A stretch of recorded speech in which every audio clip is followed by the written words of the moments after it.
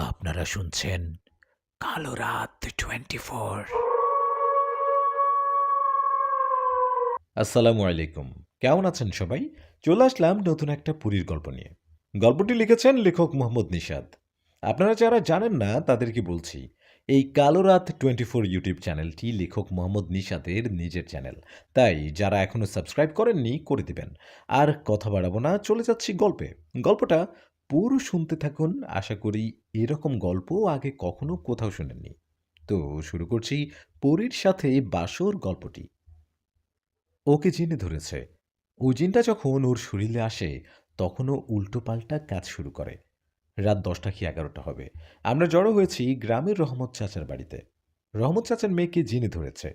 আগে কখনো জিনে ধরা মানুষকে দেখা হয়নি। জিনে ধরা মানুষকে দেখে ভয়ও লাগে, আবার এক প্রকার মজাও লাগে। সবার মতো আমিও ছিলাম সেখানে। আমিও আমার ২ বন্ধু ওখানে ছিলাম। রহমত চাচার মেয়েকে জিনে ধরায় উনি সালাম কবিরাজকে ডেকে নিয়ে আসছে। সালাম কবিরাজ খুবই ভালো। ওনার অনেক নামডাক। আমরা ওনাকে সালাম দাদু বলে ডাকি। সালাম দাদু সেখানে এসে সেই জিন ধরা মেয়েকে সামনে বসিয়ে সেই জিনটাকে তার শরীরে হাজির করার চেষ্টা করলেন। সালাম দাদু যখন ওই মেয়েটার শরীরে সেই জিনটাকে হাজির করলেন, ঠিক তখনই সবাইকে অবাক করে দিয়ে মেয়েটা হঠাৎ করে শূন্যে উড়ে কোথায় যেন চলে গেলেন। মনে হলো উপর থেকে মেয়েটাকে কেউ টেনে নিয়ে গেল। রাতের অন্ধকার। চোখের সামনে এরকম একটা দৃশ্য দেখে সেখানে উপস্থিত থাকা মহিলারা তো ভয়ে চিৎকার করতে লাগলেন। অনেকে দৌড়াদৌড়ি করতে লাগলেন ভয়ে। এটা দেখে সালাম দাদু বললেন, "কেউ ভয় পাবেন না। থামুন। সবাই কেউ দৌড়াদৌড়ি করবেন না। মেয়েটা আশপাশে আছে। সবাই আশেপাশে ছড়িয়ে পড়ুন আর মেয়েটাকে খুঁজুন।" সালাম দাদুর কথায় সবাই খুঁজতে লাগলেন আশপাশে। সেই মেয়েটাকে খোঁজার সময় হঠাৎ একজন চিৎকার করে সবাইকে ডাকতে লাগলেন। আর বলতে লাগলেন, "এদিকে আসো সবাই, এদিকে আসো। মেয়েটাকে পাওয়া গেছে তো। মেয়েকে পাওয়া গেছে গাছের উপরে। ওই যে মেয়েটা গাছের ডালে বসে আছে।" ওনার কথায় সবাই দৌড়ে গেলাম। সেখানেই সেখানে গিয়ে দেখলাম ঠিকই মেয়েটা বিশাল উঁচু একটা গাছের মগডালে বসে আছে। এটা দেখে সালাম দাদু বললেন, "আপনারা কেউ ভয় পাবেন না। ২-৩ জন গাছে উঠো আর মেয়েটাকে নিচে নামাও।" সালাম দাদুর কথায় কেউ সাহস পাচ্ছে না গাছে ওঠার। এমন অবস্থায় একজন বলে উঠলেন, "ওকে নামাতে গিয়ে গাছে উঠে যদি কোনো সমস্যা হয় তখন কি হবে?" তখন দাদু বললেন, "আরে কিছু হবে না। এই যে আমি বোতলে পানি পুরে দিলাম। ২-৩ জন গাছে উঠো আর মেয়েটার শরীরে এই পানিটা ছিটিয়ে দাও। এই পানিটা মেয়েটার শরীরে ছিটিয়ে দিলে মেয়েটা ওখানে জ্ঞান হারাবে। তখন ওকে ধরাধরি করে নিচে নামাবো। উঠেই এবার গাছে ভয় পেও না যেন। আমি তো এখানেই আছি।" দাদুর কথায় ২-৩ জন সাহস করে গাছে উঠলেন। আর কথা মতো দাদুর দেয়া পানি সেই মেয়েটার শরীরে ছিটিয়ে দেয়ায় মেয়েটা সেখানেই জ্ঞান হারালেন। মেয়েটা জ্ঞান হারাতেই ওকে ধরাধরি করে নিচে নামানো হলো। মেয়েটাকে নিয়ে নামানোর পর সালাম দাদু মাটিতে একটা গোল বৃত্ত এঁকে সেখানে মেয়েটাকে রেখে ওর জ্ঞান ফেরালো। মেয়েটার জ্ঞান ফিরতেই দাদু আবার ওর শরীরে সেই জিনটাকে হাজির করালেন। এবার সেই মেয়েটার শরীরে সেই জিনটা হাজির হয়ে রেগে ভয়ঙ্করভাবে বললেন, "কিরে সালাম, তোর কি প্রাণের মায়া নেই? আমাকে হাজির করার সাহস পেলি কিভাবে? বাঁচতে চাইলে এখানে থেকে চলে যা।" সেই জিনের কথায় সালাম দাদু বললেন, "মেয়েটাকে ধরেছিস কেন? ওর মা নেই, ওর বাবা অনেক গরিব, বৃদ্ধ বয়সে পরিশ্রম করে সংসার চালায়। এই মেয়েটা ছাড়া ওর কেউ নেই। ওকে ছেড়ে যা।" "ছেড়ে যাব? তুই বললে কি ছেড়ে যাব? না, ছাড়ব না। ওকে আমার ভালো লাগছে। আর আমার যাকে ভালো লাগে আমি ওকে নিয়েই যাই। আমি মেয়েটাকে বিয়ে করব। তোর সাথে আমার কোনো শত্রুতা নেই। তুই এখান থেকে চলে যা। যদি বেশি বাড়াবাড়ি করিস তাহলে তোকে সহ তোর পরিবারের সবাইকে শেষ করে দিব।" সেই জিনের কথায় সালাম দাদু তার ব্যাগ থেকে একটা বোতল আর একটা গাছের শিকড় বের করলেন। দাদুর হাতে সেই গাছের শিকড়টা দেখার সাথে সাথেই সেই জিনটা এবার অনুরোধ করতে লাগলেন। জিনটা বলতে লাগলেন, "ঠিক আছে, আমি চলে যাচ্ছি। এখনই যাচ্ছি আমি। আর কখনো এখানে আসবো না। আমাকে মাফ করো। আমি ভুল করেছি। কবিরাজ আমাকে ছেড়ে দে। আমি তোর কাছে অনুরোধ করি, মাফ করে দে আমাকে।" কিন্তু সেই জিনের অনুরোধে সালাম দাদু কোনো কথা শুনলেন না। সালাম দাদু সেই গাছের শিকড়টা সেই মেয়েটার আঙ্গুলে বেঁধে দিলেন আর কি জানি পড়তে লাগলেন। এমন অবস্থায় আমরা সবাই দেখলাম দাদুর সামনে বোতলে একটা ধোঁয়ার মতো কি জানি ঢুকে পড়ল। এটা বোতলে ঢোকার সাথে সাথে দাদু বোতলের মুখ লাগিয়ে উঠে দাঁড়িয়ে বললেন, "কাজ হয়ে গেছে। জিনটাকে বন্দি করেছি। এখন আর আল্লাহর রহমতে কোনো সমস্যা হবে না।" দাদুর এমন কাজে সেখানে থাকা সবাই দাদুর প্রশংসা করতে লাগলেন। এমন অবস্থায় দাদু বললেন, "রহমত, তোমার মেয়েকে ঘরে নিয়ে যাও। আল্লাহর রহমতে আর কোনো সমস্যা হবে না।" কথাটা বলে দাদু সবাইকে উদ্দেশ্য করে বললেন, সবাই এখন চলে যান, রাত অনেক হয়েছে। এই বলে দাদুও তার বাড়িতে চলে যাবার জন্য রেডি হচ্ছিলেন। তখন সেই রহমত চাচা এসে সালাম দাদুকে বললেন, সালাম চাচা, আপনি আমার অনেক উপকার করলেন, এই টাকাটা রাখেন। রহমত চাচার কথায় সালাম দাদু বললেন, রহমত, আমি কবিরাজ হতে পারি, কিন্তু সবার কাছ থেকে টাকা নেই না। তোমার মেয়েটা অসুস্থ, এই টাকা দিয়ে ওকে কিছু কিনে খাওয়াইও, কেমন? আর কোনো সমস্যা হলে আমাকে জানাবে। কথাটা বলে সালাম দাদু রওনা করলেন ওনার বাড়ি থেকে। সালাম দাদুর সাথে আমিও, আমার বন্ধু হাসান ও আরিফ সবাই ছিলাম। আমরাও যাচ্ছিলাম আমাদের বাড়িতে। আমরা বাড়িতে ফেরার পথে দাদুকে বললাম, বাহ দাদু, কি খেল দেখালে! তোমার আগে তো জিনপরি কিছুই না, এক মুহূর্তে জিনটাকে বন্দি করলে। আমার কথায় দাদু বললেন, আরে ওটা দুষ্টু জিন, ওকে ছেড়ে দিলে আবার ওই মেয়েটার কাছে আসতো, তাই ওকে বন্দি করলাম। তা দাদু, ওই জিনটাকে বন্দি করলে এতে কোনো সমস্যা হবে না? তোমাকেও কত করে ভয় দেখালো, ভয় পেলে না? দাদু বলল, আরে না, এরকম কত ঘটনা ঘটেছে আমার জীবনে, সাথে আমি এগুলোতে আর ভয় পাই না। ও তাই নাকি? তোমার মনে হয় অনেক ঘটনা জানা আছে, তাই না দাদু? তুমি আমাদের কিছু ঘটনা শোনাবে তো? আমাদের কথায় দাদু বললেন, ঠিক আছে, সময় করে শোনাবো নে। কালকে আসিস আমার কাছে। শোন, আমি আমার বাড়িতে চলে আসছি। তোরা তোদের বাড়িতে যা, সাবধানে যাস। দেখিস কোনো পরী-টরি যেন না ধরে। দাদুর কথায় আমি বললাম, ধরলে ধরবে, এতে সমস্যা কি? তুমি আছো না? আমার কথায় দাদু একটা হাসি দিয়ে বাড়িতে চলে গেল। এদিকে আমরাও আমাদের বাড়িতে যেতে লাগলাম। আমরা বাড়িতে যাবার সময় বন্ধুদের বললাম, এই দাদু কি বলল শুনলি না? কালকে সময় মতো চলে আসিস। দাদুর কাছ থেকে এই জিনপুরীর গল্প শুনব। আমার কথায় ওরা বাড়িতে চলে গেল। এদিকে আমিও চলে গেলাম বাড়িতে। পরের দিন কথা মতো আমি, আরিফ, হাসান ৩ জনই একসাথে হয়ে সেদিন বিকেলবেলা চলে গেলাম সালাম দাদুর বাড়িতে। আমরা দাদুর বাড়িতে যাওয়ার পর জানতে পারলাম সালাম দাদু বাড়িতে নেই, বাজারে গেছে। উনি বাজারে গেছে, একটু পর হয়তো চলে আসবে, এই ভেবে সেখানে অপেক্ষা করতে লাগলাম। বেশ কিছুক্ষণ অপেক্ষার পর সালাম দাদু বাজার থেকে চলে আসলেন। এদিকে সন্ধ্যাও নেমে আসছে। দাদু এসে আমাকে দেখে বলল, কিরে, তোরা কখন আসছিস? আমি একটু বাজারে গিয়েছিলাম। হ্যাঁ, আমরা শুনেছি। সেই কখন থেকে অপেক্ষা করছি গল্প শুনবো বলে। আমাদের মুখে কথাটা শুনে দাদু বললেন, হো, তাই নাকি? আচ্ছা, এখন তো আজান হলো, একটু অপেক্ষা কর। আমি নামাজটা শেষ করে তোদের গল্প বলছি, কেমন? ঠিক আছে, যাও। আমাদের কথায় দাদু নামাজে গেলেন। উনি নামাজে যাবার কিছুক্ষণ পর নামাজ শেষে আমাদের পাশে এসে বসলেন আর বললেন, হ্যাঁ বল, কেমন গল্প শুনবি? জিনের নাকি পরীর? দাদুর কথায় জবাবে ওনাকে বললাম, বলো তোমার পছন্দ মতো একটা ঘটনা। আমাদের কথায় দাদু বললেন, ঠিক আছে, তাহলে একটা পরীর ঘটনা বলি। কথাটা বলে দাদু ঘটনা শুরু করতে যাবে এমন একটা সময় একজন লোক আসলেন দাদুর কাছে। সেই লোকটা এসে দাদুকে সালাম দিলেন। সালামের উত্তর দিয়ে দাদু ওনাকে জিজ্ঞেস করলেন, কে আপনি? আমার কাছে এই রাতের বেলা কোনো সমস্যা কি? দাদুর কথায় সেই লোকটা বললেন, আমার বাড়ি এই গ্রাম থেকে ১ গ্রাম পরে, হেঁটে যেতে বেশিক্ষণ লাগে না। আমি আপনার কাছে এসেছি একটা বিপদে পড়ে। আমার ছেলেকে পরী ধরেছে। আমি বেশ কয়েকজন হুজুর, কবিরাজকে দেখিয়েছি। কোনো লাভ হয়নি। আমার ছেলেকে আটকানো যাচ্ছে না। কোনো উপায় না পেয়ে ওকে শিকল দিয়ে বেঁধে রেখেছি। আমি অনেক বিপদে পড়ে আপনার কাছে আসছি। আপনাকে দয়া করে আমার সাথে এখন একটু যেতে হবে। সেই লোকের কথায় সালাম দাদু বললেন, এখনই যেতে হবে? কালকে সকালে যাই? তখন সেই লোকটা অনেক অনুরোধ করতে লাগলেন আর বলতে লাগলেন, দয়া করে এখনই চলুন। দরকার হয় আমি আবার আপনাকে রেখে যাব। ওনার অনুরোধে দাদু আমাদের দিকে তাকিয়ে বললেন, কি করব রে এখন? দাদুর কথায় আমি বললাম, কি আর করবা, যাও। আর তোমার সাথে আমাদেরও নিয়ে যাও। আমরাও যাব তোমার সাথে। আমরাও পুরী ছাড়ানো দেখলাম। দেখে তোমার সাথে আসলাম, রাতের বেলা একা, একা যাবে। আমরা থাকলে তো তোমারও ভালো হয়, তাই না? আমার কথায় দাদু বললেন, ঠিক আছে। তোদের সমস্যা না হলে আয় আমার সাথে। কথাটা বলে দাদু রওনা করলেন সেই লোকটার সাথে তাদের বাড়ির দিকে। দাদুর সাথে আমরাও যাচ্ছি। সন্ধ্যা পেরিয়ে রাত নেমেছে। জানি না সেখান থেকে কখন ফিরব। দাদুর সাথে যাচ্ছি পুরী ছাড়ানো দেখতে। একটু, একটু ভয় করছে। তবু কৌতূহল নিয়ে দাদুর সাথে হাঁটতে লাগলাম। উনার সাথে হাঁটতে, হাঁটতে বেশ কিছুক্ষণ পর আমরা পৌঁছে গেলাম সেই লোকের বাড়িতে। সেখানে যাবার পর আমরা দেখলাম সত্যি, সত্যি একটা ছেলেকে শিকল দিয়ে বেঁধে রাখছে। আর সেই ছেলেটা ছটফট করছে। ছেলেটার এই অবস্থা দেখে দাদু ছেলের বাবাকে জিজ্ঞেস করলেন, এর এই অবস্থা কখন থেকে? দাদুর কথায় সেই ছেলের বাবা বললেন, কিছুদিন আগ থেকে। আমার ছেলেটা ছাত্র হিসেবে অনেক ভালো। জানি না কিছুদিন আগে হঠাৎ কি হলো? কিছুদিন আগে এক রাতে হঠাৎ করে চিৎকার করতে লাগলো। ওর চিৎকারে আমরা ওর কাছে যেতেই দেখলাম ও চোখ লাল করে বসে আছে। আর ওর কণ্ঠ কেমন মেয়েদের মতো হয়ে গেছে। এমন অবস্থা দেখার পর আমি পরের দিন একজন কবিরাজকে দেখাই। সেই কবিরাজ ওকে দেখে বলে, "একটা পরী নাকি ধরেছে ওকে।" সেই কবিরাজ এটাও বলেন, "পরীটা নাকি অনেক শক্তিশালী।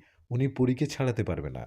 কথাটা বলে সেই কবিরাজ চলে যায়। উনি চলে যাওয়ার পর অনেক কবিরাজকে আমি দেখিয়েছি। কিন্তু কিন্তু সবাই একই কথা বলে। শেষমেশ আপনার কথা জানতে পারলাম। আপনি শেষ ভরসা। দয়া করে আপনি এমনটা বলিয়েন না। আপনি আমার ছেলেটাকে দেখুন। সেই লোকের কথায় সালাম দাদু বললেন, "দেখুন, শক্তির উপরও শক্তি থাকে। আমি আপনার ছেলেটাকে দেখি। আল্লাহর রহমতে আমি চেষ্টা করব ওকে সুস্থ করার।" কথাটা বলে সালাম দাদু দুজনকে বললেন, "ছেলেটার শিকল খুলে দাও আর আমার সামনে নিয়ে আসো।" দাদুর কথা মতো সেটাই করা হলো। ছেলের শরীর থেকে শিকল খুলে ওকে সামনে নিয়ে আসা হলো। ছেলেটাকে সামনে নিয়ে আসার পর দাদু বললেন, "ওকে ছেড়ে দাও। ছেড়ে দিয়ে তোমরা পাশে গিয়ে দাঁড়াও।" দাদুর কথা মতো ওকে একাই ছেড়ে দেওয়া হলো। ছেলেটাকে একা ছাড়ার পর আমরা দেখলাম ছেলেটা কেমন যেন করছে। আর ওর চোখ দুটো লাল হয়ে আছে, যে কেউ হঠাৎ করে দেখলেই ভয় পাবে। ছেলেটার এমন অবস্থা দেখে দাদু বুঝতে পারলেন ওর শরীরে এখন পরী অবস্থান করছে। তাই দাদু ছেলেটাকে উদ্দেশ্য করে একটা সালাম দিলেন। দাদুর সালাম দেওয়ার পর ছেলেটা চুপ করে রইল। এটা দেখে দাদু বললেন, "আমি আপনার সাথে একটু কথা বলতে চাই। আপনি আমার সাথে একটু কথা বলুন।" দাদুর কথা একটু পর সেই ছেলেটা একটা মহিলার কণ্ঠে কথা বলে উঠল। ছেলেটা দাদু সালামের উত্তর দিয়ে বললেন, "সালাম কবিরাজ, আপনি এখানে কেন আসছেন? দেখেন, আমি আপনাকে সম্মান করে বলছি। এখান থেকে আপনি চলে যান। এর আগেও অনেকে আসছে এই ছেলের কাছ থেকে, আমাকে ছাড়াতে পারেনি। আপনিও পারবেন না। আমি ওর কাছে আসছি ওকে নিয়ে যাব। আমি কেন ওর কাছে আসছি, কী জন্য আসছি সেটা সময় হলে জেনে যাবেন।" ছেলের শরীর থেকে সেই পরীর কথা শুনে দাদু জিজ্ঞেস করেন, "আপনি আমাকে সম্মান করেন শুনে খুশি হলাম। আমিও আপনাকে সম্মান করে বললাম, ছেলেটাকে ছেড়ে যান।" দাদুর কথায় সেই পরী বললেন, "না, এটা সম্ভব না। আমি ওয়াদাবদ্ধ।" পরীর কথায় দাদু বললেন, "আচ্ছা, আপনার নাম কি?" দাদুর কথায় পরী বললেন, "আমার নাম আয়েশা।" আয়েশা নামটা শুনে দাদু অবাক হয়ে বললেন, "আপনি কি সেই আয়েশা?" দাদুর কথার জবাবে পরী বললেন, "হ্যাঁ, আমি সেই আয়েশা যার কথা আপনি জানেন। আশা করি আপনাকে আর কিছু বলতে হবে না। আমি এখন যাচ্ছি। আপনি এখান থেকে চলে যান।" কথাটা বলেই সে ছেলের শরীর থেকে চলে গেলেন পরী। পরী চলে যাওয়ার পর ছেলেটা জ্ঞান হারিয়ে পড়ে গেল। এটা দেখে দাদু বললেন, "ওকে ধরে শুয়ে দিন।" তারপর দাদু ছেলের বাবাকে বললেন, "আপনি চিন্তা করবেন না, পরী চলে গেছে। আমিও আজকে চলে যাই। আমি কাল পরশু আপনাদের বাড়িতে আবার আসব।" কথাটা বলে দাদু আমাদেরকে নিয়ে হাঁটতে লাগলেন। আমরা হাঁটার সময় আমি দাদুকে বললাম, "আচ্ছা দাদু, আমি একটা বিষয় খেয়াল করছি। তুমি আয়শা নামটা শুনে এতটা অবাক হলে কেন?" আমার কথায় দাদু বললেন, "অবাক হব না? আয়েশা পুরীর ইতিহাস জানলে তোরাও অবাক হবি। আমি বাড়িতে তোদের যে পুরীর ঘটনা বলতে চেয়েছিলাম, সেটা এই আয়েশা পুরীর। আয়েশা পুরীর শক্তি অনেক বেশি। ওনার কাছে আমরা কিছুই না। তোরা ঘটনা শুনতে চাচ্ছিস না? আমি তোদের এই আয়েশা পুরীর ঘটনা বলি, শোন।" ঘটনাটা আজ থেকে তাও ১০০ বছর আগে হবে। আমি সব ঘটনা শুনেছি আমার বাবার কাছ থেকে। আমাদের এই গ্রামে একজন রাজা ছিলেন। তোরা কি জানিস সেই কথা? সালাম দাদুর কথায় উনাকে বললাম, "হ্যাঁ দাদু, আমরা শুনেছি, কিন্তু এখন তো আর ওই রাজা নেই। ওই রাজার বংশের কেউ নেই। শুধু রাজবাড়িটা পড়ে আছে। তাও বাড়িটাতে গাছপালা ও লতাপাতা দিয়ে জঙ্গলের মতো হয়ে গেছে।" আমাদের কথায় সালাম দাদু বললেন, "হ্যাঁ, ওই রাজবাড়িটা এমনি এমনি এরকম হয়নি। আর রাজা ও রাজার কোনো বংশধর কেন বেঁচে নেই, ঘটনাটা শুনলে বুঝতে পারবি।" দাদুর কথায় বেশ কৌতূহল নিয়ে ওনাকে বললাম, "ঠিক আছে দাদু, বলো।" আমাদের কথায় দাদু বললেন, "শোন, আজ থেকে ১০০ বছর আগের কথা। এই গ্রামসহ পাশের গ্রামগুলো গ্রাম ছিল না। এই পুরোটা ছিল রাজার রাজ্য। এই রাজ্যের রাজা ছিলেন রাজা বরেন্দ্র। রাজা বরেন্দ্র ছিলেন কঠোর মনের মানুষ। তিনি তার এই রাজ্যটাকে খুব শাসনে রাখতেন। ওনার কথায় বাইরে গিয়ে কোনো প্রজা কাজ করলে তিনি তাকে মৃত্যুদণ্ড দিতেন। এরকম শাসনের মধ্যে দিয়ে চলতে থাকে দিন। রাজা বরেন্দ্রের ২ জন স্ত্রী ছিলেন। ২ স্ত্রীর ২ জন করে সন্তানও ছিল। তোরা তো জানিস, আগেরকার রাজা ও জমিদার এরা মাঝে মধ্যে জঙ্গলে যেতেন শিকার করতে। তো তেমনি একদিন রাজা বরেন্দ্র চিন্তা করলেন শিকারে যাবেন। কথা মতো তিনি শিকার করতে যান। তার রাজ্য থেকে বেশ কিছুটা দূরে একটা জঙ্গলে। সেদিন রাজা বরেন্দ্র শিকার করতে করতে রাত হয়ে যায়। রাত হতে উনি যখন ওনার প্রাসাদের দিকে আসবে, এমন সময় উনি একটা সুন্দর পাখি দেখতে পান। এত সুন্দর পাখি উনি জীবনেও দেখেনি। সেই পাখিটিকে দেখে রাজা বরেন্দ্র ওখানে থেমে যান আর মনে মনে ভাবেন, এত সুন্দর পাখি হয় কি করে? আমার যে করে হোক এই পাখিটা চাই। ওকে আমি আঘাতে আহত করব। পরে না হয় ওর চিকিৎসা করে ওকে আমার কাছে খাঁচায় বন্দি করে রাখবো। কথা মতো রাজা তার তীর তাক করে সেই পাখির দিকে। এমন সময় সেই পাখিটা উড়ে গিয়ে বসে অন্য গাছে। পাখিটা অন্য গাছে যাওয়ায় রাজা ঘোড়া থেকে নেমে তার সাথে আসা সৈন্যদের সেখানে দাঁড়াতে বলে রাজা সেই পাখিটার পিছু নেন। ততক্ষণে রাত নেমে আসছে। আকাশে চাঁদের আলো ঝলমল করছে। রাতের বেলাও সেই পাখিটাকে স্পষ্ট দেখা যাচ্ছে। মনে হচ্ছে পাখিটার শরীর থেকে আলো বেরোচ্ছে। পাখিটা উড়ে অন্য গাছে বসায় রাজা বরেন্দ্র তার তীর নিয়ে রেডি করে ঠিক তখনই পাখিটা উড়ে চলে যায়। এভাবে পাখিটা ১ গাছ ২ গাছ করতে, করতে জঙ্গলের গভীরে চলে যায়। জঙ্গলের গভীরে যাওয়ায় পর রাজা খেয়াল করেন উনি পাখিটার পিছু, পিছু জঙ্গলের অনেক গভীরে চলে আসছে। জঙ্গলের এত গভীরে এসেও পাখিটাকে ধরতে পারল না। এটা ভেবে রাজার মন খারাপ হয়। আস্তে, আস্তে রাত গভীর হচ্ছে। এদিকে উনি জঙ্গলের গভীরে। এটা ভেবে উনি সেখান থেকে চলে আসবেন। এমন সময় উনি দেখেন সেই পাখিটা আস্তে, আস্তে তার রূপ পরিবর্তন করে একটা সুন্দরী পরীর রূপে রূপান্তরিত হলেন। এই দৃশ্য দেখে রাজা বরেন্দ্র হাঁ হয়ে দাঁড়িয়ে রইলেন। উনি আগে জিনপরির কথা অনেক শুনেছেন, কিন্তু তেমন একটা বিশ্বাস করতেন না। কিন্তু আজ নিজের চোখের সামনে পরীকে দেখে যেন নিজের চোখে বিশ্বাস করতে পারছেন না। সেই পরীটা নিজের রূপে আসায় রাজা এক দৃষ্টিতে তার দিকে তাকিয়ে থাকেন। কেননা এর আগে উনি এত সুন্দর কখনো দেখেননি। রাজা বরেন্দ্র সেই পরীকে দেখে গাছের আড়াল থেকে বেরিয়ে বলে উঠলেন, "কে তুমি? আমি তোমার সাথে কথা বলতে চাই।" আমি রাজা বরেন্দ্র। রাজার কথা শুনে সেই পরী বাতাসে মিলে যায়। পরী চলে যাবার পর রাজা মনে, মনে বলেন, "আহারে! চলে গেল।" পরী চলে যাওয়ায় রাজা সেখান থেকে তার ঘোড়া ও সৈন্যদের কাছে ফিরে আসে। সেখানে আসার পর রাজা ফিরে আসে তার রাজপ্রাসাদে। রাজা বরেন্দ্র প্রাসাদে ফিরে সেই রাতে আর ঘুমাতে পারে না। রাজার বারবার মনে হচ্ছে সেই পরীর কথা। সেই পরীর মায়া ভরা মুখটা যেন বারবার মনে পড়ছে। এমন অবস্থায় রাজা সেই রাতটা না ঘুমিয়ে কাটিয়ে দেন। পরের দিন সকালে রাজা বরেন্দ্র তার কয়েকজন সেনাকে বলেন, "তোমরা যাও, খোঁজ করো। আমার রাজ্যে বড় কোনো তান্ত্রিক আছে কিনা। যদি কোনো তান্ত্রিকের সন্ধান পাও, ওকে ধরে আমার কাছে নিয়ে আসো।" রাজার আদেশে তাই করা হয়। সেনারা খুঁজতে থাকে তাদের রাজ্যে। ওরা খুঁজতে, খুঁজতে একজন তান্ত্রিকের সন্ধান পান। তান্ত্রিকের সন্ধান পাওয়ায় রাজার কথা মতো ওকে ধরে নিয়ে আসা হয় রাজার কাছে। তান্ত্রিককে ধরে নিয়ে আসার পর রাজা বরেন্দ্র বলেন, "তান্ত্রিককে রেখে সবাই চলে যাও। আমি ওর সাথে একা কথা বলব।" রাজার আদেশে সবাই চলে যায়। সবাই চলে যাবার পর সেই তান্ত্রিক রাজা বরেন্দ্রকে বলেন, "রাজামশাই, আপনার সেনারা আমাকে ধরে নিয়ে আসলো। আমাকে ধরে নিয়ে আসার কারণ?" তখন রাজা বলেন, "তান্ত্রিক, তোমাকে একটা কাজ করে দিতে হবে।" রাজার কথা জবাবে তান্ত্রিক মুচকি একটা হাসি দিয়ে বলেন, "রাজামশাই, কি যে বলেন! আপনি হলেন এই রাজ্যের রাজা। আমার মতো একজন তান্ত্রিক আপনার কি কাজ করবে? আচ্ছা বলুন তো কি করতে হবে?" সেই তান্ত্রিকের কথায় রাজামশাই বললেন, "দেখো তান্ত্রিক, আমি রাজ্যের রাজা। সোনা দানা টাকা পয়সা ধন সম্পদ কোনো কিছুর অভাব নেই আমার। আমার দুটো বউ আছে। কিন্তু কালকে থেকে আমি একজনের কথা ভুলতে পারছি না। আমি তাকে বিয়ে করতে চাই। আমি তাকে বিয়ে করতে চাই।" রাজার কথায় তান্ত্রিক বললেন, "হ্যাঁ, তো বিয়ে করুন। বিয়ে করতে কি আমার সাহায্য লাগবে নাকি?" তখন রাজা বললেন, "হ্যাঁ, লাগবে। কারণ সে সাধারণ কোনো মানুষ না। সে একটা পরী।" "পরী? কি বলেন রাজামশাই? আপনি কি পরীকে বিয়ে করবেন নাকি?" তান্ত্রিকের কথায় রাজা গতরাতে ঘটে যাওয়া পুরো ঘটনাটা খুলে বললেন তান্ত্রিককে। রাজা এটাও বললেন যে কোনো বিনিময়ে ওকে আমার চাই, চাই, চাই, চাই। রাজার কথায় তান্ত্রিক বললেন, "রাজামশাই, এই রাজ্যের সকলে আপনাকে ভয় করে। ভয় করেই চলে। আপনার সব কথা মানে। আপনি যা বলেন তাই হয়। কিন্তু এটা তো একটা পরী। পরী কি আর আপনার কথা শুনবে? আর কোনো না কোনো পরী, আমি এসব পারব না।" তান্ত্রিকের কথায় রাজা বলেন, "তান্ত্রিক, তুমি কি জানো তুমি কার সামনে দাঁড়িয়ে না করছো? তুমি না করতে পারবে না। তোমাকে কাজটা করতে হবে। নইলে তোমাকে মেরে ফেলা হবে।" রাজা বরেন্দ্রর কথায় তান্ত্রিক বললেন, "রাজামশাই, আমি একজন সাধক। আমি সাধন তান্ত্রিক। আমাকে ভয় দেখিয়ে কোনো লাভ নাই। আর আমাকে মেরে ফেললে কি আপনি ওই পরীকে পাবেন?" তান্ত্রিকের কথার জবাবে রাজা বলেন, "ঠিক আছে, তোমাকে মারব না। আমি তোমাকে ১০০ না, ২০০ না, ১,০০০ স্বর্ণ মুদ্রা দিব। তুমি শুধু ওই পরীকে বন্দী করো আর আমার সাথে বিয়ের ব্যবস্থা করো।" রাজার এমন প্রস্তাবে তান্ত্রিক বললেন, "এবার কাজ হবে। আপনাকে ওই পরীর সাথেই বিয়ে দিব।"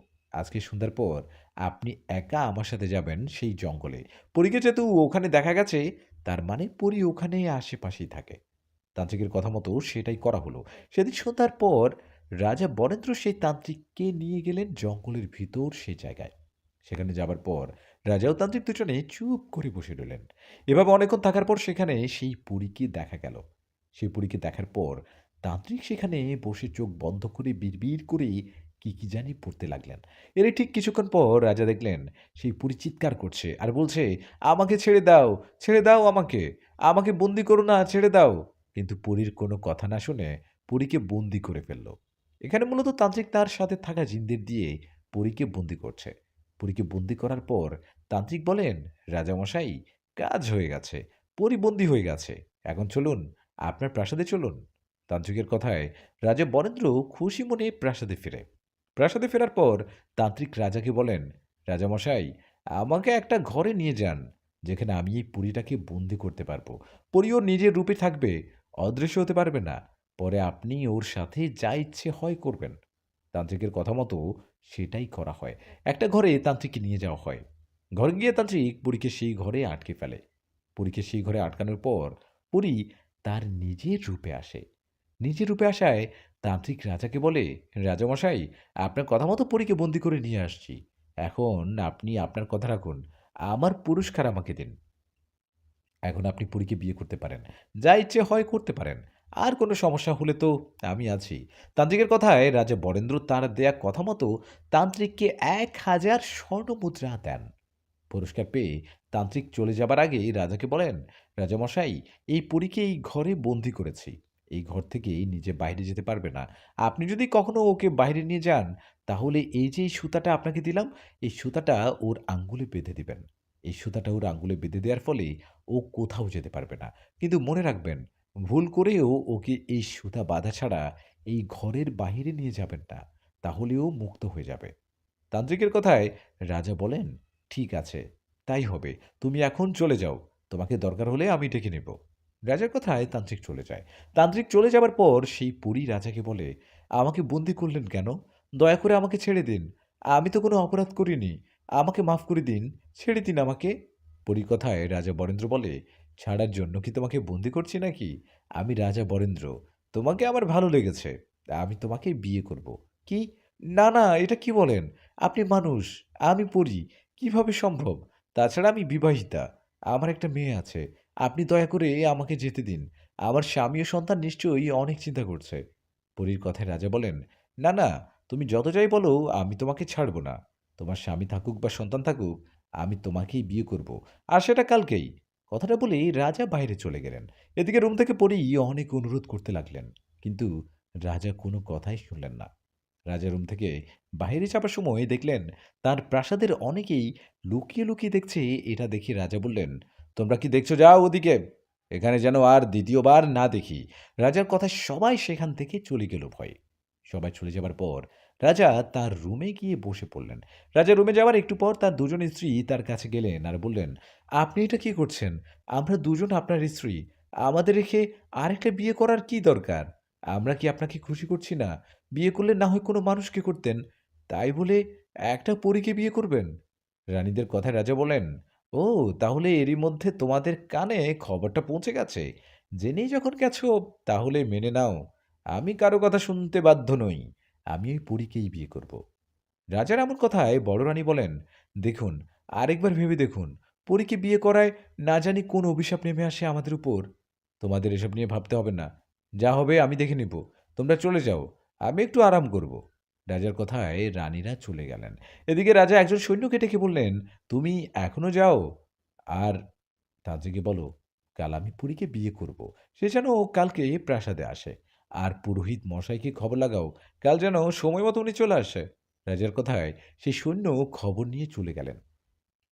পরের দিন কথা মতো পুরোহিত ও তান্ত্রিক যথাসময়ে প্রাসাদে এসে হাজির হলেন। ওরা সবাই আসায় রাজা বললেন, "এখন বিয়ের কাজ শুরু করো।" রাজার কথা মতো তাই করা হলো। শুরুতে পুরোহিত অবাক হলেও তিনি রাজার ভয়ে আর কিছু বলেনি। উনি বিয়ের কাজ শুরু করে। বিয়ের কাজ শুরু হওয়ায় সেই পরী আবার অনুরোধ করতে থাকে আর কান্না করতে থাকে। কিন্তু পরীর কান্না না দেখে রাজা বরেন্দ্র পুরোহিতকে বলেন, "পুরোহিত, বিয়ের কাজ করতে থাকে যত যাই হোক। রাজার কথা মতো বিয়ের কাজ চলছে। এমন অবস্থায় আশেপাশের পরিস্থিতি খারাপ করে সেখানে এসে উপস্থিত হন পরীর স্বামী। পরীর স্বামী সরাসরি রুমে আসতে পারেনি, রুমের বাহিরে আসছে।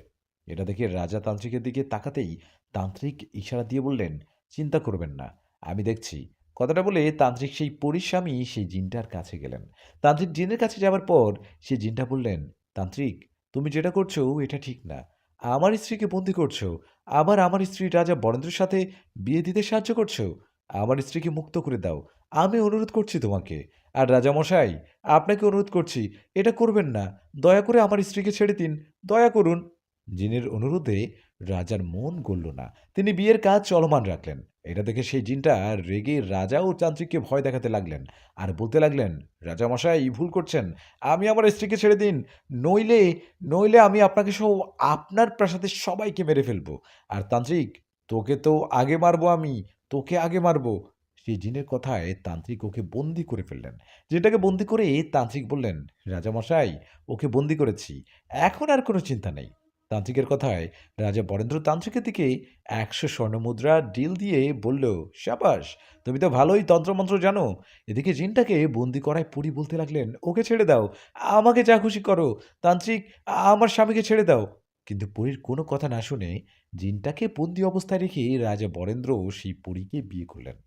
পরীকে বিয়ের করার পর প্রাসাদের সবাইকে মিষ্টি মুখ করানো হলো। পরীকে বিয়ে করে যেন রাজা অনেক খুশি। এদিকে রাজ্যের মধ্যে এই খবরটা ছড়িয়ে পড়ল যে রাজা একটা পরীকে বিয়ে করছে। বিয়ে শেষে রাজা বরেন্দ্র তান্ত্রিককে বললেন, তান্ত্রিক, ওই জিনটাকে বন্দি অবস্থায় তোমার কাছে রাখো, আমি কাল বলবো কি করতে হবে। এখন তুমি চলে যাও, কালকে দেখা করো। রাজার কথায় তান্ত্রিক চলে গেলেন। এদিকে তান্ত্রিক চলে যাওয়ার পর রাজা পুরোহিতকে তার উপহার বুঝিয়ে দিয়ে পুরোহিতকে চলে যেতে বললেন। তান্ত্রিকের মতো পুরোহিতও সেটাই করলেন, উনিও চলে গেলেন। সবাই চলে যাবার পর রাজা পরীকে উদ্দেশ্য করে বললেন, এখন থেকে তুমি আমার বউ, আমাদের বিয়ে হলো, একটু পর আমাদের বাসর হবে। রাজা বরেন্দ্রর কথায় পরী ওনাকে অনেক অনুরোধ করতে লাগলেন আর বলতে লাগলেন, রাজা মশাই, দয়া করুন, এখনো সময় আছে, আমাকে যেতে দিন, আর আমার স্বামীকেও ছেড়ে দিন। পরীর কথায় রাজামশাই কোনো কথা শুনলেন না। পরীকে যেভাবে জোর করে বিয়ে করেছে সেভাবেই পরীর সাথে বাসর করলেন। পরীর সাথে বাসর, বাবা পরীর সাথে বিয়ে, আবার বাসরও করলেন। কথাটা বলে উঠলাম আমি। আমার কথা জবাবে সালাম দাদু বললেন, হ্যাঁ, রাজা সেই পরীকে বিয়ে করলো আর বাসরও। তারপর কি হলো দাদু? আমার কথায় সালাম দাদু বললেন, বলবো, আস্তে আস্তে সব বলবো সামনে, অনেক কাহিনী বাকি। এখন তো বাড়িতে চলে আসছি, আমি বাড়িতে যাই, রাত বেশি গভীর হবার আগেই তো তোরা বাড়িতে চলে যা, কাল সকালে আসবি, পুরো গল্পটা বলবো তোদের। দাদুর কথায় রাজি হয়ে বাড়িতে চলে গেলাম। সে রাতে আর ভালো মতো ঘুমাতে পারেনি। সবসময় মাথায় ঘুরত গল্পের তারপর কি হবে। পরিটার জন্য অনেক খারাপ লাগছিল। যাই হোক, কথা মতো পরের দিন সকালে আমরা সালাম দাদুর কাছে যাওয়ায় উনি বললেন, কিরে, সময় মতো চলে আসছিস দেখি, গল্প শোনার নেশা চেপে ধরেছে বুঝি তোদের? হ্যাঁ দাদু, বারবার শুধু মনে পড়ছে, তারপর কি হলো? আমাদের কথায় দাদু বললেন, আয়, পাশে এসে বস, তারপর বলছি। হ্যাঁ দাদু, বলো। তখন দাদু আবারও বলতে শুরু করলেন। দাদু বললেন, রাজা বরেন্দ্র পরীর সাথে বিয়ে ও বাসর করার পরের দিন রাজা সেই তান্ত্রিকের কাছে যান। রাজাকে দেখে তান্ত্রিক বলেন, আরে রাজা মশাই, আপনি আপনি আমার এখানে কেন আসছেন? আমাকে খবর দিলে তো আমি চলে যেতাম প্রাসাদে। তান্ত্রিকের কথায় রাজা বললেন, না, প্রাসাদে সমস্যা আছে, তাই সরাসরি তোমার এখানে আসলাম। শোনো, তুমি যে পরীর স্বামীকে বন্দি করেছ, ও তো এখনো বন্দি আছে, তাই না? তান্ত্রিক বলল, হ্যাঁ রাজামশাই, বন্দি আছে। তখন রাজা বললেন, আমি ওর স্ত্রীকে বিয়ে করেছি, ওকে বন্দি করেছি। এখন আমরা যদি ওকে মুক্ত করে দেই, তাহলে কি ও আমাদের ছাড়বে? ছাড়বে না, মেরে ফেলবে আমাদের। এখন ওর হাত থেকে বাঁচার একটাই উপায়, সেটা কি বলো তো? তান্ত্রিক বলল, হ্যাঁ রাজামশাই, বুঝতে পারছি, ওকে মেরে ফেলতে হবে। তান্ত্রিকের কথায় রাজা বরেন্দ্র ২০০ স্বর্ণমুদ্রা তান্ত্রিকের দিকে ঢিল দিয়ে বলল, তাই করো, মেরে ফেলো, মেরে ফেলো পরীর স্বামী সেই জিনটাকে। রাজার কথায় তান্ত্রিক সেই জিনটাকে মারতে যাবে, এমন সময় ওই জিনটা অনেক অনুরোধ করতে থাকে। জিনটা রাজাকে বলে, রাজামশাই, দয়া করে আমাকে মারবেন না, আমি তো আপনার কোনো ক্ষতি করিনি। আমার স্ত্রীকে আপনার কাছে বন্দি করে বিয়ে করছেন, আমাকে বন্দি করছেন, আমার একটা মেয়ে আছে, আমাকে দয়া করে ছেড়ে দিন, আমরা ছাড়া মেয়েটার কেউ নেই। কিন্তু সেই জিনের করুণ অনুরোধও কান্নায় রাজার মন গলে না। রাজা ওকে মেরে ফেলার অনুমতি দেয়। আর তান্ত্রিক তাই করে সেই জিনটাকে মেরে ফেলে। জিনটাকে মেরে ফেলার পর রাজা বরেন্দ্র চলে যায় তার রাজপ্রাসাদে। সেখানে যাওয়ার পর পরী ওনাকে জিজ্ঞেস করে, "আমার মন জানি কেমন করছে। আমার স্বামী কোথায়? ওকে কোথায় রেখেছেন? দয়া করে ওনাকে মুক্ত করে দিন। আমার মেয়েটা নিশ্চয়ই অসহায় হয়ে ঘুরছে। আপনি তো আমাকে বিয়ে করতে চেয়েছেন, আর বিয়ে করেছেন। আপনার ইচ্ছে তো পূরণ হয়েছে। এখন আমার স্বামীকে ছেড়ে দিন।" পরীর কথায় রাজা বলেন, "না, তার সম্ভব না। কারণ তোমার স্বামী আর বেঁচে নেই। তান্ত্রিক তোমার স্বামীকে মেরে ফেলেছে।"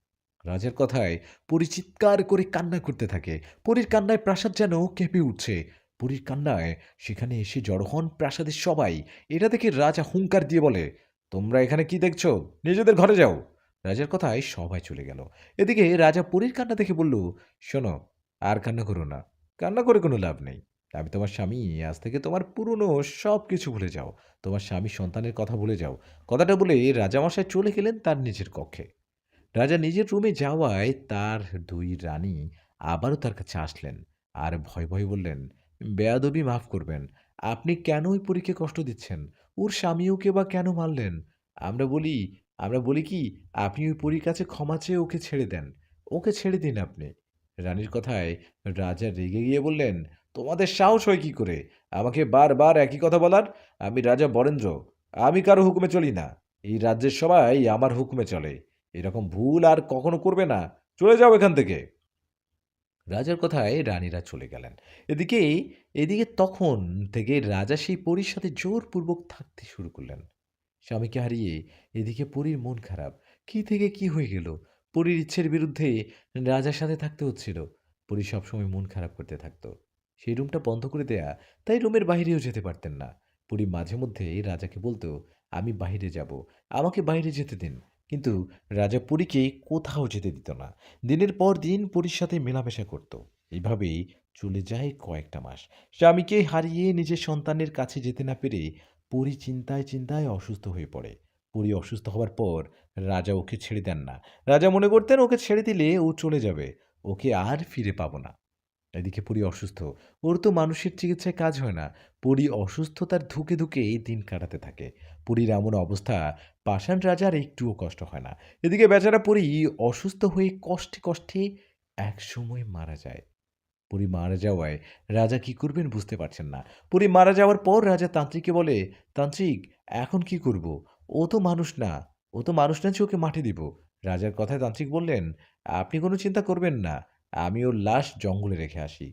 জঙ্গলে ওর লাশ রেখে আসলে ওর মেয়ে বা ওর আত্মীয়-স্বজনদের মধ্যে কেউ এসে ওকে নিয়ে যাবে।" তান্ত্রিকের কথা মতো সেটাই করা হলো। পরীকে নিয়ে জঙ্গলে রেখে আসা হলো। ইসরে! পরী মারা গেল। পরীর স্বামীও মারা গেল। দাদু, ওদের কথা শুনে মনটা খারাপ হয়ে গেল। রাজা বরেন্দ্র এতটা পাষাণ মনের মানুষ ছিলেন। রাজা এতটা অন্যায় করল, পরে উনার কিছু হলো না। উনার কি কোনো শান্তি হয়েছে? শাস্তি হলো না উনার? আমাদের কথায় সালাম দাদু বললেন, "হ্যাঁ, ওর শাস্তি হয়েছে। কি হয়েছে শুনতে থাকো।" পরী তো মারা গেল। পরী এভাবে মারা যাবে রাজা মশাই ভাবতে পারেনি। পরী মারা যাবার কয়েক মাস পর রাজা একদিন জঙ্গলের পাশে বসেছিল। তখন রাজার কাছে একটা সুন্দরী মেয়ে আসে। সুন্দরী মেয়েটাকে দেখে রাজা বরেন্দ্র বলেন, "এই মেয়ে, কে তুমি? এখানে কি করছো?" রাজার কথার জবাবে মেয়েটা বলেন, "আমার বাসা এই তো ওদিকে। আমি আপনাকে দেখতে আসলাম।" মেয়েটার কথায় রাজা বলেন, "আমাকে কেন? আমাকে দেখার কি আছে শুনি?" তখন সেই মেয়েটা বলেন, "আপনাকে আগে দেখিনি তো। আমি তো তেমন বাড়ি থেকে বের হই না।" সেই মেয়ের কথার সৌন্দর্যে রাজার মেয়েটার প্রেমে পড়ে যায়।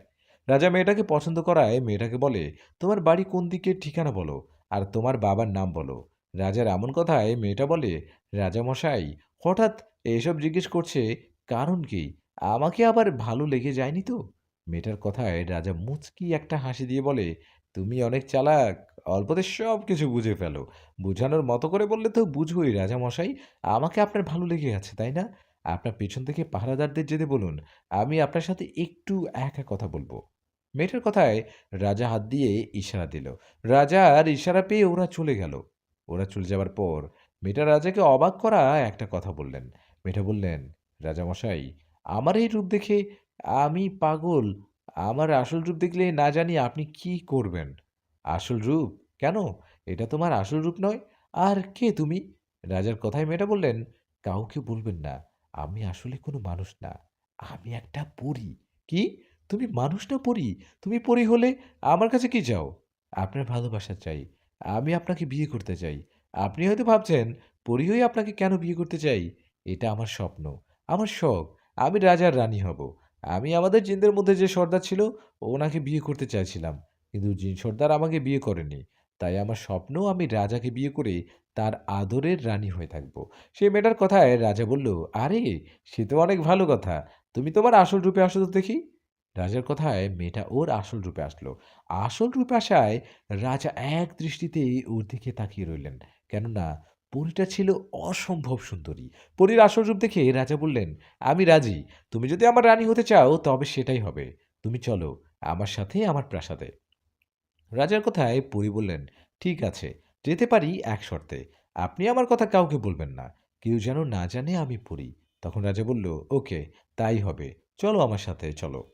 কথাটা বলে রাজা সেই পরীকে নিয়ে তার প্রাসাদে গেল। প্রাসাদে যাবার পর রাজা পরীকে একটা ঘরে নিয়ে গেলেন আর বললেন, "আজ থেকে তুমি এখানেই থাকবে। তোমার কোনো চিন্তা নেই। এখানে কেউ আসবে না। তুমি এখানে থাকো, আমি বাইরে থেকে একটু আসি।"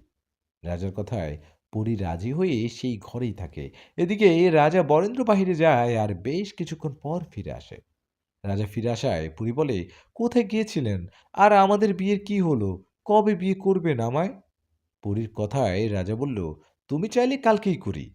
কালকে বিয়ে করব? বাহ! সে তো খুব ভালো কথা। আচ্ছা, আমি তাহলে আজকে আমার রাজ্যে একটু চলে যাই। আমার একটু কাজ আছে। আমি কালকে একেবারের জন্য চলে আসব।" পরীর কথায় রাজা বরেন্দ্র বললেন, "না, সেটা তুমি পারবে না। তুমি এই রুমের বাহিরে যেতে পারবে না।" রাজার এমন কথায় পরী বলল, "মানে? কেন বাহিরে যেতে পারবো না, কেন?" পরীর কথায় রাজা একটা হাসি দিয়ে বলল, "কারণ তোমাকে এই রুমের মধ্যে বন্দী করা হয়েছে। তুমি কি ভাবছো আমি এতটাই বোকা? আমি কিছুই বুঝি না। আমি কয়েক মাস আগে একটা পরীকে এখানে বন্দী করে রেখেছি। বিয়েও করেছি। আমার সন্দেহ তুই ওই পরীর কোনো আত্মীয়, নয়তো ওই পরীর মেয়ে। তুই ১ম এ আমার কাছে আসায় আমার সন্দেহ হয়েছিল। তাই তোকে ছলে বলে এই প্রাসাদে নিয়ে আসছি। আর একটু আগে আমি বাহিরে গিয়েছিলাম কেন জানিস? বাহিরে গিয়েছিলাম তান্ত্রিকের কাছে। তান্ত্রিকের কাছে যাওয়ায় পরে খুলে বলি।" সব শুনে তান্ত্রিক বলে, "হ্যাঁ, ও সেই পরীর মেয়ে। তুই ওই পরীর মেয়ে শুনে তান্ত্রিককে দিয়ে আমি তোকে এই ঘরে বন্দী করি। এখন তুই এই ঘরে বন্দী। আমি তোর মায়ের মতো তোকেও বিয়ে করব।" রাজার কথায় পরী বলে, "রাজা বরেন্দ্র, তুই অনেক চালাক রে। নিজেকে এতটা শক্তিশালী কেন ভাবিস তুই? নিজের ক্ষমতা ও ধন সম্পদ কখনো সারা জীবন থাকে না। তুই আমাকে এখানে বন্দী করছিস, তাই না?" কথাটা বলে পরী হা হা করে হাসতে হাসতে বলে, "আরে বোকা, আমাকে তোর তান্ত্রিক কেন, তো তান্ত্রিকের মতো ১০০টা তান্ত্রিক আসলেও আমাকে বন্দী করতে পারবে না। আমি, আমি এই রুমে বন্দী না। এখন নিজের কথা ভাব। তুই যেখানে আছিস সেখান থেকে নড়াচড়া করতে পারিস কিনা দেখ।" পরীর কথায় রাজা বুঝতে পারলেন তার শরীর বরফের মতো জমে গেছে। বরফের মতো জমে যাওয়ায় সেখান থেকে রাজা একটুও নড়াচড়া করতে পারছে না। এটা দেখে পরী ১ পা ২ পা করে রাজার দিকে এগিয়ে আসতেই রাজা বলল, "এই না, আমাকে কিছু করবি না। ছেড়ে দে আমাকে, ছেড়ে দে।" রাজার এমন ভয় দেখে পরী বলল, "বাহ! তোর মনে দেখি এবার ভয় ঢুকেছে। আমি তো তোর চোখে ভয় দেখতে চাই, বরেন্দ্র। তুই শুধু আমার মাকে মারিসনি। তুই আমার বাবাকেও মেরেছিস। মা-বাবা হারিয়ে আমি এতিম হয়ে গেছি, এতিম। শুনে রাখ, বরেন্দ্র, তুই আমাকে তোর প্রাসাদ নিয়ে এসেছিস। আমি এখানেই আসছি। তুই আনতে চাসনি ১ম এ। তোকে আমি এত সহজে মারব না রে, এত সহজে মারব না। তোর মৃত্যু হবে ভয়ংকর। তোকে দেখে মানুষ ছি, ছি করবে। তোর মৃত্যু দেখে মানুষ আফসোস করবে।" কথাটা বলে পরী তার হাতে একটা ছুরির মতো কি জানি পড়লেন। ওটা পড়ার পর পরী তার ছোঁচালো নখ রাজার বুকে ঢুকিয়ে দিলেন। নখ রাজার বুকে ঢোকায় রাজা ব্যথায় চিৎকার করতে লাগলেন। এটা দেখে পরী বলল, "বরেন্দ্র, শুরু হলো তোর জীবনের কষ্টের দিন। আমি তোর মাঝে এমন একটা রোগ সৃষ্টি করছি, সেটার ফলে তোর শরীরের মাংস পচে গলে পড়ে যাবে। তোর শরীরে পোকা হবে। কেউ ঘৃণায় তোর দিকে তাকাবে না। তোকে একমাত্র আল্লাহ ছাড়া কেউ সুস্থ করতে পারবে না। কোনো তান্ত্রিক, কবিরাজ, হুজুর, ডাক্তার কার কাছে যাবি যা। কোনো লাভ হবে না। মনে রাখিস, বরেন্দ্র, আমি আয়শা পড়ি। এই যে আমার হাতে এই ছুরির মতো জিনিসটা দেখতে পাচ্ছিস, এর ক্ষমতা অনেক। এটা আমি বংশ পরম্পরায় পেয়েছি। রাজা বরেন্দ্র, শুধু তুই না, তোর সাথে সাথে তোর রাজ্যেও আমি ছড়িয়ে দিব একটা রোগ। আমি শেষ করে দিব তোদের রাজ্য।" কথাটা বলে ভয়ংকর একটা হাসি দিয়ে চলে গেল আশাপরি। আশাপুরী চলে যাবার পর রাজা চিৎকার করে তার প্রাসাদের সবাইকে ডাকতে লাগলো। রাজা চিৎকারের প্রহরী সহ রানীরাও দৌড়ে আসলো সেখানে। ওরা এসে দেখলেন রাজার বুক থেকে রক্ত পড়ছে। এটা দেখে সবাই জিজ্ঞেস করলো, রাজা আশাপুরীর কথা বললেন না? রাজা সবাইকে বললেন, পড়ে গিয়ে ব্যথা পেয়েছি, হেকিমকে ডাকো। রাজার কথায় সেটাই করা হলো। হেকিমকে ডেকে নিয়ে আসা হলো। হেকিম এসে রাজার বুকের ক্ষতস্থানে ওষুধ লাগিয়ে দিলেন। ওষুধ লাগানোর পর রাজা কিছুটা সুস্থ হতেই একাই চলে গেলেন সেই তান্ত্রিকের বাড়িতে। তান্ত্রিকের বাড়িতে গিয়ে রাজা ডাকতে লাগলেন, তান্ত্রিক, এ তান্ত্রিক, কোথায় তুমি? বাইরে আসো, তোমার সাথে কথা আছে, বাইরে আসো। কিন্তু রাজার ডাকে তান্ত্রিক কোনো সাড়া শব্দ করে না। এটা দেখেই রাজা রেগে বলে ওঠেন, তান্ত্রিক, কোথায় তুমি? বাইরে আসো বলছি, আমার অনেক বিপদ। রাজার কথায় হঠাৎ উপর থেকে ধপাস করে একটা কাটা মাথা পড়ে গেল। এটা দেখে রাজা ২ পা পিছন যেতেই আবার উপর থেকে পড়ল ছিঁড়া হাত পা ও শরীর। এগুলো দেখে রাজা চোখ বড় বড় করে তাকিয়ে রইলেন। রাজার শরীর কাঁপছে। এমন সময় সেখানে এসে উপস্থিত হলেন আশাপুরী। আশাপুরী এসে বলল, রাজা, রাজা বরেন্দ্র, কার কাছে আসছিস? তান্ত্রিকের কাছে আসছিস, তাই না? দেখ তোর তান্ত্রিকের কি অবস্থা করেছি। ওকে টেনে ছিঁড়ে ফেলছি। ও তোর কথায় আমার মা বাবাকে মেরে ফেলেছে। আমার মাকে বন্দী করেছে ও। তাই শেষ করে দিলাম ওকে। এখন কার কাছে যাবি? কোথায় পালাবি তুই? কিছুদিনের মধ্যেই তুইও ধুকে ধুকে শেষ হয়ে যাবি। পরীর কথায় রাজা চিৎকার দিয়ে সেখান থেকে দৌড়ে তার প্রাসাদে গেল। রাজা দৌড়ে প্রাসাদে ফেরায় প্রহরীরা জিজ্ঞেস করলেন, রাজা মশাই, কি হয়েছে আপনার? ওদের কথায় রাজা বরেন্দ্র বললেন, তোমরা এখনই আমার রাজ্যে ছড়িয়ে পড়ো, আর দেখো কোথায় কোন হেকিম কবিরাজ বা কোনো তান্ত্রিক আছে কিনা। যাকে পাবে তাকেই আমার কাছে নিয়ে আসবে। যাও, এখনই চলে যাও। রাজার কথায় প্রহরীরা সেটাই করলেন যেটা রাজা বললেন। তাদের রাজ্যে খুঁজে হেকিম তান্ত্রিক কবিরাজ মিলে ১০ জনকে নিয়ে আসলেন রাজ দরবারে। সবাইকে নিয়ে আসার পর রাজার সামনে নিয়ে যাওয়া হলো। সবাইকে দেখে রাজা বরেন্দ্র বললেন, তোমাদেরকে ডাকার একটাই কারণ, আমার বুকের এই ক্ষতটা সারাতে হবে। আগে তান্ত্রিক ও কবিরাজ, তোমরা আমাকে দেখো, তারপর হেকিম দেখবে। রাজার কথায় তান্ত্রিক ও কবিরাজ রাজাকে তার প্রাসাদটা দেখার পর একে অপরের দিকে তাকিয়ে বললেন, রাজামশাই, বেয়াদবি মাফ করবেন। পিছনে তো একটা পরী লেগেছে। একটা পরী আপনার বুকে ক্ষত করেছে। এটা কি সত্যি? ওদের কথায় রাজা বললেন, হ্যাঁ, এটা সত্যি। তোমাদের এত কিছু ভাবতে বলিনি। তোমরা শুধু দেখো এর থেকে বাঁচার উপায় কি। সবাই মিলে পরীকে বন্দি করো। রাজার কথার জবাবে ওরা বলল, রাজামশাই, আমরা কেন? আমাদের মতো ১০০টা তান্ত্রিক আসলেও ওই পরীর কিচ্ছুটা করতে পারবে না।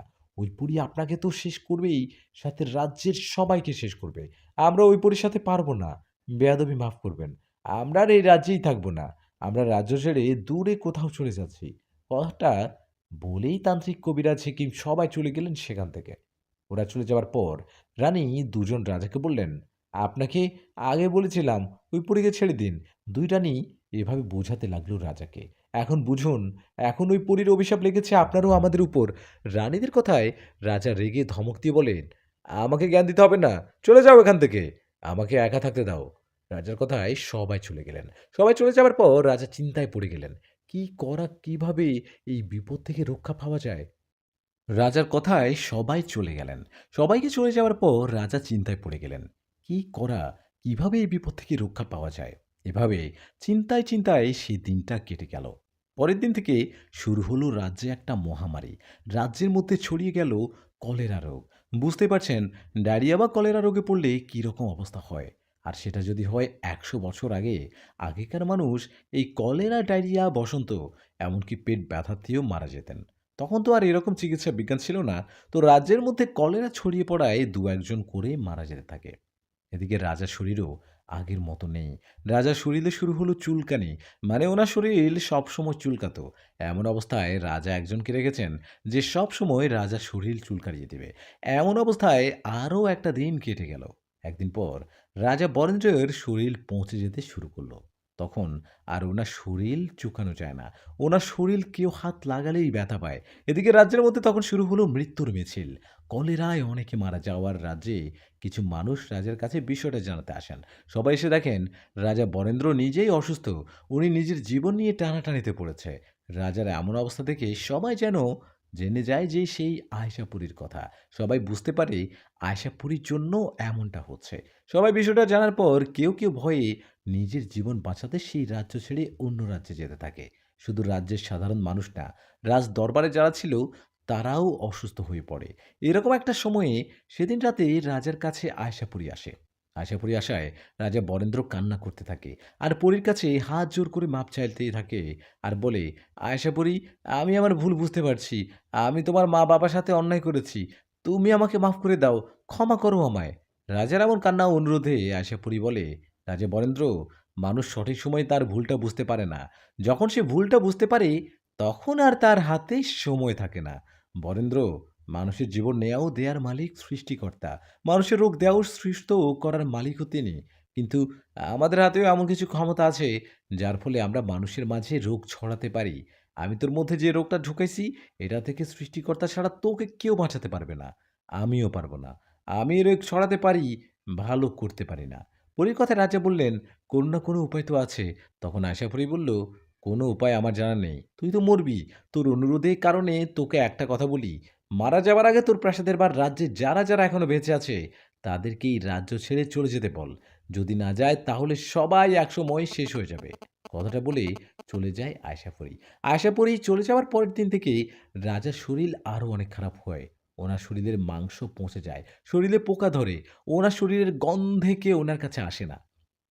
রাজা নিজের এমন অবস্থা দেখে উনি খুব কষ্টে তার প্রাসাদের যারা বেঁচে ছিল সবাইকে ডাকলেন। ওদের ডেকে বললেন, রাজ্যের সবাইকে ডাকো, আমি সবার সাথে কথা বলবো। রাজার কথায় সবাই তাই করলেন। রাজ্যের সবাইকে ডাকলেন। রাজার ডাকে সবাই এসে জড়ো হলো রাজপ্রাসাদে।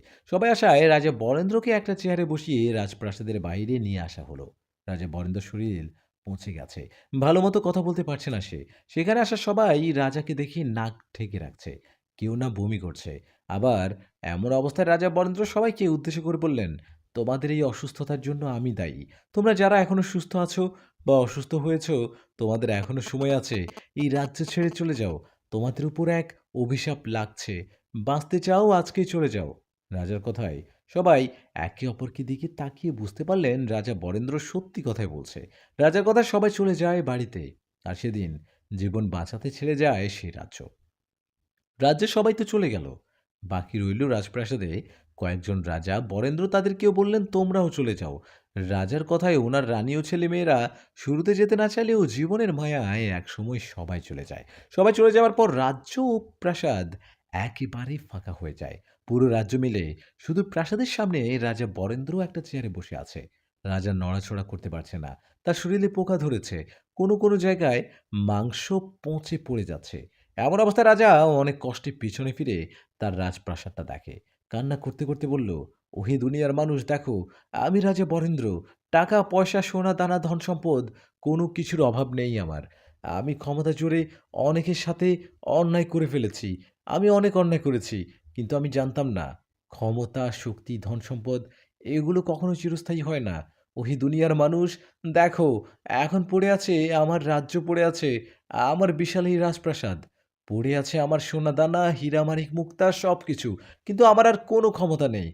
আমি মৃত্যুর মুখোমুখি দাঁড়িয়ে সবাইকে বলতে চাই, নিজের মধ্যে কখনো ক্ষমতা, লোভ, হিংসা, অহংকার, ক্ষমতা, জোর এগুলোর জায়গা দিবেন না। আমি অনেকের সাথে অন্যায় করেছি। বিশেষ করে অন্যায় করেছি আয়েশাপুরীর মা-বাবার সাথে। আয়েশাপুরী, আমাকে মাফ করে দিও। সৃষ্টিকর্তা যেন আমাকে মাফ করেন। কথাটা বলে নিস্তেজ হয়ে পড়লেন রাজা বরেন্দ্র। কিছুদিন ধরে না খেতে ও শরীরের মাংস পচে যাওয়ায় রাজা বরেন্দ্র ২-১ দিনের মধ্যে মারা যায়। ওহো! আমরা এটা কি শুনলাম দাদু? রাজা বরেন্দ্রর মৃত্যুটা খুব ভয়ংকর ছিল। রাজা বরেন্দ্রর মৃত্যুর মধ্য দিয়ে আমরা অনেক কিছু শিখলাম। সত্যি দাদু, রাজা বরেন্দ্র ও আয়েশাপুরীর গল্পটা অনেক ভালো লাগলো। এরকম ঘটনাও হয় তাহলে? কিন্তু দাদু, রাজা বরেন্দ্র তো মারা গেল। তারপর সেই রাজ্যের কি হলো? আর আয়েশাপুরীর কি হলো? আমাদের কথায় সালাম দাদু বললেন, রাজা বরেন্দ্র মারা যাওয়ায় সেই রাজ্য ও রাজবাড়িটা ওভাবেই পড়ে থাকে। এভাবে কেটে যায় ৪০ থেকে ৫০ বছর। ৪০ থেকে ৫০ বছর পর সেই রাজ্যে আবার মানুষ বসতবাড়ি করতে থাকে। এভাবে আস্তে আস্তে শুরু হয় গ্রাম, তৈরি হয় আবার গ্রাম। গ্রাম তো হলো, বাকি রইল আশাপুরীর কথা। আমি একটা জিনিস কোনোভাবে বুঝতে পারছি না, এই আয়শাপুরী এই ছেলেটার পিছনে লাগলো কেন? দাদুর কথায় ওনায় বললাম, কেন, আবার হয়তো আশাপুরী ছেলেটাকে পছন্দ করে। আমাদের কথায় দাদু বললেন, না না, এরকম হতে পারে না। আশাপুরী এরকম না। আশাপুরীর যে শক্তি, যে ক্ষমতা, ও এসব ছোটখাটো বিষয়ে কখনো আসবে না। একটা কথা মনে রাখবি, মানুষকে ধরা, ক্ষতি করা, বিয়ে করতে চাওয়া, এসব করে সাধারণ জিনেরা। জিনদের মধ্যে এই জাত, গোত্র, কম শক্তি, বেশি ক্ষমতা এসব আছে। জিন বা বেশি শক্তিশালী ক্ষমতাধারী কোনো পরী যদি কোনো মানুষকে ধরে, এর পিছনে নিশ্চয়ই কোনো রহস্য লুকিয়ে থাকে। আশা করি ওই ছেলেটার কাছে আসার একটা কারণ নিশ্চয়ই আছে। দেখি, আমি আজকে সন্ধ্যায় একাকী রুকিয়া করে আয়েশাপুরীকে হাজির করে কথা বলে দেখি। হয়তো আশাপুরী আমাকে কিছু বলতেও পারে। আচ্ছা, তোরা এখন বাড়িতে যা। গল্পটা তো শুনলি, তাই না? আবার অন্যদিন আরেকটা গল্প বলবো। দাদুর কথায় আমরা ৩ বন্ধু বাড়িতে চলে গেলাম। বাড়িতে যাবার পর সেদিন সন্ধ্যাবেলা সালাম দাদু বাড়ি থেকে বের হতে দেখলেন আমাকে। আমাকে দেখে দাদু বললেন, "কিরে, তুই সন্ধ্যাবেলা এখানে কেন? কোনো সমস্যা কি?" দাদুর কথায় আমি বললাম, "দাদু, তখন কি বলছো মনে নেই। আজকে আশাপুরীর সাথে কথা বলবা? আমিও যাবো তোমার সাথে। আমিও আশাপুরীকে দেখব। আমি কথা দিচ্ছি, কোনো ঝামেলা করব না। কাউকে কিচ্ছুটি বলব না।" আমার কথায় দাদু বললেন, "দেখ, আশাপুরী কিন্তু খুব ভয়ংকর। কেন? আ সমস্যা হতে পারে যদি, তাহলে কি করবি? তাই বলি বাড়ি যা।" "না দাদু, আমি যাবো, আমি যাবো। দয়া করে আমাকে নিয়ে যাও।" আমার কথায় দাদু বললেন, "ঠিক আছে, চল। তবে হ্যাঁ, আশাপুরী হাজির হলে ওকে দেখে ভয়ে দৌড় দিবি না বা চিৎকারও করবি না। মনে থাকবে?" "হ্যাঁ দাদু, মনে থাকবে।" আমার কথায় দাদু বললেন, "আয় আমার সাথে। ফাঁকা কোথাও বা জঙ্গলে যেতে হবে। আশাপুরীকে বাড়িতে হাজির করা যাবে না।" কথাটা বলে দাদু আমাকে নিয়ে গেলেন একটা ছোট্ট জঙ্গলে। সেখানে যাবার পর দাদু তার সামনে জমজমের পানি ছিটিয়ে দিয়ে কি জানি দোয়া মন্ত্র পড়তে লাগলেন। এভাবে বেশ কিছুক্ষণ চলার পর হঠাৎ আশপাশের গাছগুলো নড়াচড়া করতে লাগলো। আর সেখানে এসে উপস্থিত হলেন আয়েশাপরী। নিজের চোখের সামনে পরী গিয়ে দেখে দাদুর গা ঘেঁষে দাঁড়ালাম। আয়েশাপরী খুবই সুন্দরী, শুধু ওনার চোখ দুটো লাল। আশাপুরী সেখানে এসে সালাম দাদুকে সালাম দিলেন আর বললেন, "কবিরাজ সাহেব, আপনি আমাকে ডাকছেন কেন?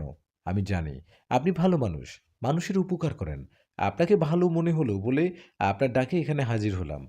নইলে আমি কারো ডাকি এত সহজেই হাজির হই না।" আশাপুরীর সালামের উত্তর দিয়ে দাদু বললেন, "আপনি যেমন আমাকে ভালো মানুষ বলে জানেন, আমি আপনাকে ভালো পুরী হিসেবে জানি। আপনার ক্ষমতা অনেক। রাজা বরেন্দ্রকে নিয়ে আপনার একটা ইতিহাস আছে। আমি আমার দাদার কাছে সব শুনেছি। আপনাকে এখানে ডাকার একটাই কারণ, আমি একটা কথা জানতে চাই। আপনি এত শক্তিশালী পরী হয়ে এই সাধারণ ছেলের পিছনে লাগলেন কেন? আপনার সাথে তো এই বিষয়টা যায় না। আপনাকে আমি সম্মান করি। আপনি যদি আমাকে একটু সম্মান করে থাকেন, তাহলে আমাকে সত্যিটা বলেন।" সালাম দাদুর কথায় আয়েশা পরী বললেন, "আপনাকে সম্মান করে বলছি, আপনি ওই ছেলেটার কাছে আর যাবেন না। ওকে আপনি সুস্থ করতে পারবেন না। আর মাত্র ৫ দিন। ৫ দিন পর ওকে মেরে ফেলব। আপনি হয়তো ভাবছেন, কেন ওকে মেরে ফেলব? কারণ ওই ছেলেটা কালো জাদু করা হয়েছে। আমি ওর কাছে আসিনি। আমাকে ওর কাছে আসতে বাধ্য করেছে।" পরীর কথায় দাদু কিছু বুঝতে না পেরে পরীকে বললেন, মানে আপনাকে কে বাধ্য করবে? আপনি তো নিজের মতো চলেন, তাই না?" তখন পরী বলল, "হ্যাঁ, নিজের মতো চলি। কিন্তু এখন আর নিজের মতো চলতে পারি না। কারণ একজন দুষ্টু তান্ত্রিক আমাকে বন্দী করেছে। আমি তান্ত্রিকের কাছে বন্দী। আর সেই তান্ত্রিক আমাকে পাঠিয়েছে এই ছেলেকে মেরে ফেলার জন্য।" পরীর কথায় দাদু অবাক হয়ে বলল, "কি বলেন? আপনি বন্দী? ওহো! তাই তো বলি। আপনার মতো পরী তো এসব করার কথা না। তো আপনি বন্দী হলেন কিভাবে? আর আপনাকে কেন তান্ত্রিক বন্দী করল?" দাদুর কথায় পরী বলল, "রাজা বরেন্দ্রকে মেরে ফেলার পর আজ ১০০ বছর হয়ে গেছে। আমি মুক্ত ছিলাম। নিজের মতো চলতাম। কিন্তু এই দুষ্টু তান্ত্রিক ৩ বছর সাধনা করে কিছু পিশাচ জিনের সাহায্যে আমাকে বন্দী করে। আমাকে বন্দী করার কারণ ওই চুড়িটা। আপনি তো জানেন হাতে একটা চুড়ি পরা থাকে, যেটার কারণে অন্য জিনেরাও আমাকে ভয় পায়। ওই চুড়িটার শক্তি অনেক। আজ থেকে লক্ষ বছর আগে একজন জিন বাদশা আমার পূর্বপুরুষকে ওই চুড়িটা খুশি হয়ে দিয়েছিল। তখন থেকে ওটা আমাদের বংশী জিনপুরীরা রক্ষা করছে। আমার বংশের আর কেউ বেঁচে নেই। তাই ওটা আমার কাছে। সেই তান্ত্রিক ওই চুড়িটা পাবার লোভে আমাকে বন্দী করেছে। কিন্তু এতে কোনো লাভ হয়নি। আমি ওই চুড়িটা এমন একটা জায়গায় রেখেছি, সেটা আমি ছাড়া আর কোনো জিন নিয়ে আসতে পারবে না। এদিকে তান্ত্রিকের চুড়িটা না দেয়ায় ও ওর কাজ আমাকে দিয়ে করাচ্ছে। আমি এখন ওর কথা শুনতে বাধ্য। আমার কিছু করার নেই। আমি ওই ছেলেটাকে মেরে ফেলব। আশাপুরীর কথায় দাদু বললেন, "বুঝতে পারছি। এখানে আপনাকে না করেও কোনো লাভ নেই। কেননা এখন আপনার নিয়ন্ত্রণ ওই তান্ত্রিকের হাতে। আচ্ছা, একটা কাজ করলে কেমন হয়? যদি আমি আপনাকে মুক্ত করে দেই, তখনও কি ওই ছেলেটাকে মারবেন?" দাদুর কথায় আশাপুরী বলল, "না, আমি মুক্ত হলে পারলে আমি ওকে মারব না। কিন্তু আমাকে মুক্ত করা এত সহজ না। আমাকে মুক্ত করতে হলে আমার ওই চুড়িটা লাগবে। আর ওই চুড়ি আমি কোথায় রেখেছি ওটা কিভাবে আনতে হবে আর আমাকে ওখান থেকে কিভাবে মুক্ত করতে পারবে সেটা আমি বলতে পারবো না। বন্দি জিন বা পরী সে নিজে বলতে পারে না। মুক্ত হবার উপায় আপনি যদি আমাকে সাহায্য করতে চান তাহলে আপনাকে এসব খোঁজ নিয়ে জানতে হবে। আশাপুরীর কথায় দাদু বললেন, আচ্ছা আমি আপনাকে কথা দিলাম, সাহায্য করব। আপনি শুধু আমাকে একটা কথা বলেন, ওই ছেলেটাকে কালো জাদু করেছে কে? সালাম দাদুর কথায় আশাপুরী বলল, এটা যেহেতু নিয়মের বাইরে, এটা বললে আমার হয়তো শাস্তি পেতে হবে। তবুও বলছি, আমি যে ছেলেটাকে ধরেছি, সেই ছেলেটা ছাত্র হিসেবে ভালো। ওকে কালো জাদু করছে ওর স্কুলের একটা বন্ধু। ছেলেটা ছাত্র হিসেবে ভালো, আর একটা মেয়েকে ভালোবাসে। সেই মেয়েটাকে আবার পছন্দ করে ওর বন্ধু ছেলেটা। এই ছেলেটা মেয়েটাকে ভালোবাসে আর ছাত্র ভালো বলেই ওর বন্ধু কালো জাদু করছে। আসলে মানুষ বুঝেই না কালো জাদু কতটা পাপ। পাপ কাজ। কালো জাদু করলে নিজের ক্ষতি হয়। যে ছেলেটা কালো জাদু করে আমাকে এই ছেলেটার কাছে পাঠিয়েছে। আমি কি ওকে ছেড়ে দিব ভাবছেন? কালো জাদু করার ফলে আমি ওরও ক্ষতি করব। তাই ভুলেও যেন কেউ কাউকে কালো জাদু করার সাহস না করে। আমি আপনার সাথে অনেক কথা বললাম। এখন আমার আসতে হবে। কথাটা বলেই পুরী চলে যাবে। তখন সালাম দাদু বললেন, শুনুন, হাতে সময় আছে মাত্র ৫ দিন। আমি এই ৫ দিনের মধ্যে আপনাকে মুক্ত করার চেষ্টা করব। আপনি এই কয়দিন ওই ছেলেটাকে তেমন কষ্ট দিয়েন না। সালাম দাদুর কথায় পরী মাথা নাড়িয়ে চলে গেলেন। এদিকে পরী চলে যাওয়ার পর আমি দাদুকে বললাম, এখন কি হবে দাদু? পরীকে কিভাবে মুক্ত করব? পরী তো কোনো উপায় বলল না। আর তোমাকে উপায় খুঁজতে বলল। এর মানে কি? আমার কথায় দাদু বললেন, চল বাড়ির দিকে যেতে যেতে বলি। কথাটা বলে দাদু হাঁটতে হাঁটতে বললেন, শোন, আশা করি কি বলছে আমি বুঝতে পারছি। আমার সাথে একজন জিনের পরিচয় আছে। উনি দাদার ভালো বন্ধু ছিলেন। উনি বয়স্ক জিন বলে আমি ওনাকে বড় বাবা বলে ডাকি। বড় বাবা বলে ডাকাতে বড় বাবা জিন মাঝে মধ্যে আমার কাছে আসে। আমি আজকে রাতেই সেই বড় বাবার সাথে কথা বলে দেখব। আশা করি উনি সবটা জানে, সবটা জেনেই আমাকে বলে দিবে। দাদুর কথায় আমি বললাম, ঠিক আছে তাই করি। রাত হয়ে গেছে। আমি এখন বাড়িতে যাই। আমাকে কালকে জানাবা। কিন্তু তোমার বড় বাবা জিন কি বলে, ওকে? আমার কথায় দাদু বললেন, ঠিক আছে রে, ঠিক আছে। তাই হবে। আর শোন, তুই আশাপুরীর কথা কাউকে বলবি না, কেমন? দাদুর কথায় রাজি হয়ে চলে গেলাম বাড়িতে। এদিকে কথা মতো সেদিনের মধ্যেই রাতে দাদু তাহাজ্জুদের নামাজ পড়ে সেই বড় বাবা জিনকে স্মরণ করলেন। দাদুর স্মরণে উনি আসতেই দাদু একটা সালাম দিলেন। দাদু সালামের উত্তর দিয়ে সেই জিন বললেন, কেমন আছো সালাম? অনেকদিন পর আমাকে স্মরণ করলে? বড় কোনো সমস্যায় পড়েছো নাকি? ওনার কথায় দাদু বললেন, আমি আলহামদুলিল্লাহ ভালো আছি বড় বাবা। আপনি কেমন আছেন? বড় বাবা বললেন, আলহামদুলিল্লাহ আমিও ভালো আছি। তখন দাদু বললেন, হ্যাঁ, একটা সমস্যায় পড়েছি। আপনার একটু সাহায্য লাগবে। এই বলে দাদু পুরো ঘটনা সেই বড় বাবা জিনকে খুলে বললেন। আর বললেন, আপনি একটু খোঁজ নিয়ে আমাকে বলেন তো, এই আয়েশা পরীর চুড়িটা কোথায় আর ওকে কিভাবে মুক্ত করব? সালাম দাদুর কথায় সে জিন বললেন, ঠিক আছে, আমাকে একটু সময় দেন। আমি সব তথ্য নিয়ে আসছি। এই বলে চলে যান বড় বাবাজান। উনি চলে যাবার কিছুক্ষণ পর ফিরে আসেন। উনি এসে দাদুকে বলেন, আমি সব তথ্য নিয়ে আসছি। আয়েশা পরীর ওই চুড়িটা আছে একটা জিন গোত্রের কাছে। ওরা মূলত কোনো জিন বা পরীর কোনো সম্পদ দেখাশোনা করে থাকে। আশা করি চুড়িটা ওদের কাছেই আছে। আশা করি যখন বুঝতে পারে তার সামনে বিপদ, তান্ত্রিক ওকে বন্দি করতে পারে, তাই সে বুদ্ধি করে ওর চুড়িটা ওই জিনদের কাছে রেখে আসে। ওরা থাকে গভীর সমুদ্রের নিচে। অনেকে বলে না পানির দাও, ওরাই হলো পানির দাও। ওদের শক্তিও অনেক। আমি তো সব তথ্য এনে দিলাম, কিন্তু এখানে একটা সমস্যা আছে। কোনো জিন ওই চুড়িটা নিয়ে আসতে পারবে না। আশাপুরী ওদের কাছে রাখছে, এখন আশাপুরী আবার নিয়ে আসতে পারবে। আমরা জিনেরা ওর কাছেও যেতে পারবো না। আর ছুঁতেও পারবো না। এই কাজটা করতে পারবে একজন মানুষ, আর সেটা হতে হবে যুবক কোনো ছেলে। যুবক ছেলে? কেন? আপনি পারবেন না বড় বাবা? দাদুর কথায় জিনটা বললেন, না, পারবো না। তুমি যদি আমাকে কোনো ছেলে দিতে পারো যে ওই কাজটা করবে, যে জিন রাজ্যে গিয়ে আশাপুরীর ওই চুড়িটা নিয়ে আসবে, তাহলে আমি তাকে সাহায্য করতে পারি।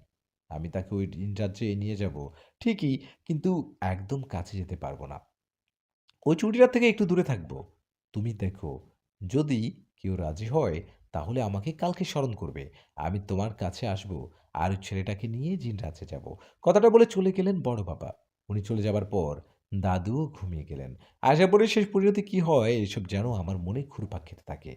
আমি পরের দিন বিকেলবেলা দাদুর সাথে দেখা করি। ওনার সাথে দেখা হওয়ার পর আমি বলি, কি দাদু, মুখটা এমন করে রাখছো কেন? তোমাকে চিন্তিত লাগছে। কিছু হয়েছে কি? আমার কথায় দাদু বললেন, কিছু হয়নি রে, তবে হবে মনে হয়। আয়েশা পরীকে কথা দিলাম ওকে মুক্ত করব। এদিকে পড়লাম এক ঝামেলায়। কথাটা বলে দাদু আমাকে সব ঘটনা খুলে বলল। দাদু এটাও বলল, বড় বাবা বলেছে একজন যুবক ছেলে লাগবে। এখন তুই বল, যুবক ছেলে পাবো কোথায়? দাদুর কথায় আমি বললাম, কেন? তোমার চোখের সামনে দেখো না? আমাকে কি বুড়ো মনে হয়? আমি যাব। আমি আশাপুরীকে সাহায্য করতে চাই। আমার কথায় দাদু বললেন, এই না, না, ওখানে যাওয়া এবং ওই চুড়িটা নিয়ে আসা এত সহজ নয়। একটু ভুল হলে ওই জিনেরা ধরে ফেলবে। দাদুর কথায় আমি বললাম, দাদু এমনটা নাও হতে পারে। আমাকে সাহায্য করার জন্য তোমার বড় বাবা জিন তো থাকবে। তুমি আমার সামনে আয়েশা পরীকে কথা দিয়েছ, ওকে মুক্ত করবে। হাতে বেশি সময় নেই, আর মাত্র ৩ দিন। ৩ দিনের মধ্যে আয়েশা পরীকে মুক্ত করতে না পারলে আয়েশা পরী ওই ছেলেটাকে মেরে ফেলবে। দাদু, আমি যাব। তুমি আমার জন্য দোয়া করো ও তোমার বড় বাবাকে ডাকো। আমার কথায় দাদু বললেন, ঠিক আছে। আমি আজকে সন্ধ্যার সময় বড় বাবাকে ডাকবো। তুই আসবি, ঠিক আছে? দাদুর কথায় রাজি হয়ে চলে গেলাম বাড়িতে। বাড়িতে যাওয়ার পর কিছুক্ষণ ঘোরাঘুরি করে সন্ধ্যার দিকে আবারও আসলাম দাদুর কাছে। আমি দাদুর কাছে আসায় দাদু আমার সামনে সেই বড় বাবা জিনকে ডাকলেন। দাদুর ডাকে চলে আসলেন বড় বাবা জিন। উনি আসায় আমি একটু ভয় পেয়ে যাই। যদিও উনি নরমাল রূপে ছিলেন, উনি আসার পর সালাম দাদু বলেন, আসসালামু আলাইকুম। বড় বাবা, এই ছেলেটা আমার নাতি। ও বলছে ও পারবে। ও যাবে জিন রাজ্যে। কাজটা বলে উনি আমাকে বলেন, কথাটা শুনেছ? কথাটা তো ঠিক আছে বললাম, কথাটা তুমি পারবে রাখতে? শোনো, এখন আমি তোমার হাত ধরবো। আমার হাত ধরো। হাতটা ধরার পর তোমার মনে হবে আমি উড়ে, উড়ে কোথাও যাচ্ছি। ঠিক কিছুক্ষণ পর আবার মনে হচ্ছে আমরা যাচ্ছি গভীর কোনো সমুদ্রের নিচে। তুমি কিন্তু পুরোপুরি হুঁশে থাকবা না। এসব দেখে আবার ভয় পেও না, চিৎকারও দিও না। তোমাকে আমি এভাবে নিয়ে যাবো জিন রাজ্যে। তোমাকে নিয়ে গভীর সমুদ্রের নিচে যাওয়ার পর একসময় তুমি দেখবে খুব সুন্দর একটা জায়গা। জায়গাটা দেখে মনে হবে পানির নিচে একটা আলাদা জগৎ। আমি তোমাকে সেখানে একটা বাগানের কাছে নিয়ে যাব। ভালো করে শোনো। আমি তোমাকে সেই বাগানের গেটের কাছে নিয়ে গিয়ে ছেড়ে দিব। আমি বাগানে ঢুকতে পারবো না। ওখানে অন্য জিনেরা যেতে পারে না। আমি গেটের কাছে থাকবো। তুমি গেটের ভিতর দিয়ে বাগানে যাবা। সেখানে যাবার পর অদ্ভুত ভয়ংকর একটা জিনিস দেখবা। তুমি দেখবা বাগানের ফুলের গাছ, কিন্তু ফুলের গাছে ফুল নেই। সেখানে ফুলের গাছে একটা করে সাপ দেখবা। সাপগুলোর মাথায় কোনো না কোনো জিনিস দেখবে। তুমি ওখানে গিয়ে খুঁজতে, খুঁজতে দেখতে পাবা একটা সাদা রঙের সাপ। সেই সাদা সাপটার মাথায় দেখবে যে এই আয়েশাপুরীর চুড়িটা রাখা আছে। তুমি সেই সাপকে ওখানে ভয় দেখিও না, এবং তুমি নিজেও ওকে দেখে ভয়ও পাবে না। তুমি সাপটার কাছ থেকে চুড়িটা নিয়ে ওখানে দাঁড়িয়ে থাকবা। তখন যদি দেখো সেই সাপটা কিছু করছে না, তাহলে সেখান থেকে চুড়িটা নিয়ে বের হয়ে আসবা। আমি তো গেটের কাছে থাকবো। আমার কাছে আসলে আমি তোমাকে নিয়ে আসবো। সেই বড় বাবা জিনের কথায় আমি দাদুর দিকে তাকিয়ে বললাম, ঠিক আছে। তখন সেই জিন বললেন, ওকে, তাহলে চলো, এখনই যাব। ওনার কথা শুনে দাদু আমাকে বললেন, নিষাদ, মনের মধ্যে সাহস রাখ। আমি তোর জন্য দোয়া করি। বড় বাবার জিন তো তোর সাথেই আছে। আশা করি কোনো সমস্যা হবে না ইনশাআল্লাহ। বড় বাবা, আপনার দায়িত্ব ওকে দিলাম। আপনি ওর খেয়াল রাখবেন, দেখে রাখবেন। দাদুর কথায় বড় বাবা জিন বললেন, তুমি চিন্তা করো না সালাম। ইনশাআল্লাহ আমরা সেই চুড়িটা নিয়েই ফিরবো। তুমি এখন বাড়িতে যাও। কথাটা বলে সেই বড় বাবা জিন না আমার হাতটা ধরলেন। উনি আমার হাতটা ধরায় ঠিকই আমি যেন কেমন হয়ে গেলাম। মনে হচ্ছে স্বপ্নের রাজ্যে হারিয়ে গেলাম। আমি অনুভব করতে লাগলাম মনে হয় আমি উড়ছি। এমন অবস্থায় চুপ করে রইলাম। এর ঠিক কিছুক্ষণ পর মনে হলো আমি গভীর কোনো সমুদ্রের নিচে যাচ্ছি। এভাবে কিছুক্ষণ যাবার পর আমি দেখলাম পানির নিচে এক অন্য জগৎ। জায়গাটা খুব সুন্দর। পানির নিচে এরকম জায়গা থাকতেই পারে যা আমার কল্পনায় ছিল না। আমি সেখানে হাঁটতে পারছি, নিঃশ্বাস নিতে পারছি। সেখানে যাওয়ার পর বড় বাবা জিন আমাকে নিয়ে সেই বাগানটার কাছে গেলেন।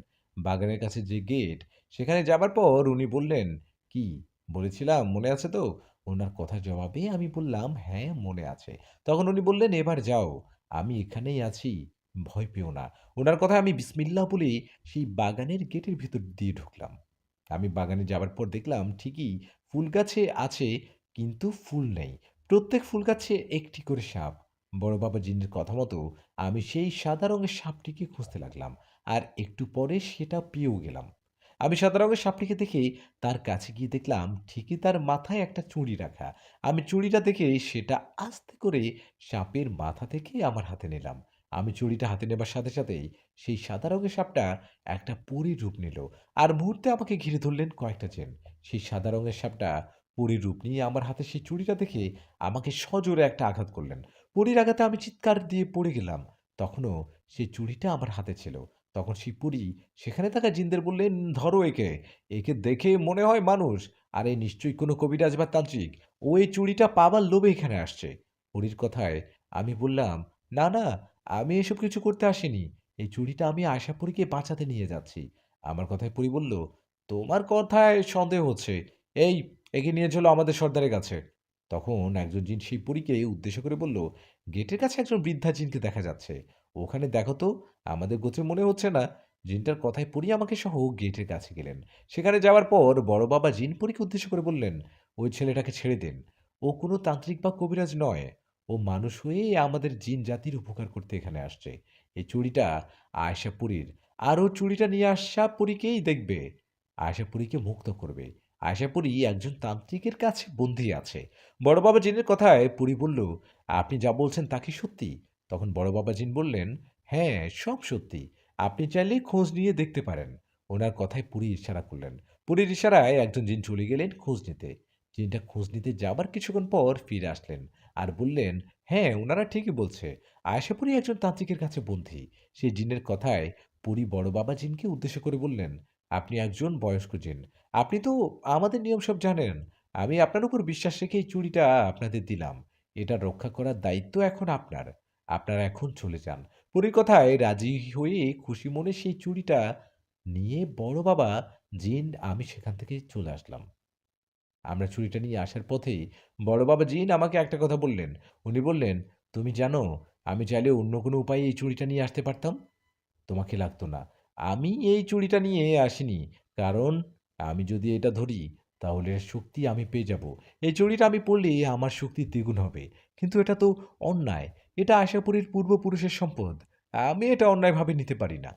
তাই আমি তোমাকে দিয়ে এই কাজটা করলাম। সাধারণ কোনো মানুষ এটা স্পর্শ করলে কোনো সমস্যা নেই, কোনো তান্ত্রিক বা কবিরাজ ছাড়া। আমরা চলে আসছি। এখন যাও, তোমার সালাম দাদুর কাছে গিয়ে চুড়িটা দাও, আর তুমি বাড়িতে চলে যাও। তুমি অনেক ভালো ছেলে। নিজের খেয়াল রেখো। বড়জিন বাবার কথায় আমিও ওনাকে বললাম, আপনিও অনেক ভালো। ভালো থাকবেন আপনিও। আসসালামু আলাইকুম। ওনাকে সালাম জানিয়ে আমি চলে গেলাম দাদুর কাছে। দাদুর কাছে গিয়ে দাদুকে একবার ডাক দিতেই উনি দরজা খুলে আমার দিকে তাকিয়ে বললেন, তুই এসেছিস? আমি না ঘুমিয়ে তোর জন্য অপেক্ষা করছিলাম। তোকে এমন দেখাচ্ছে কেন? তুই আঘাত পেয়েছিস নাকি?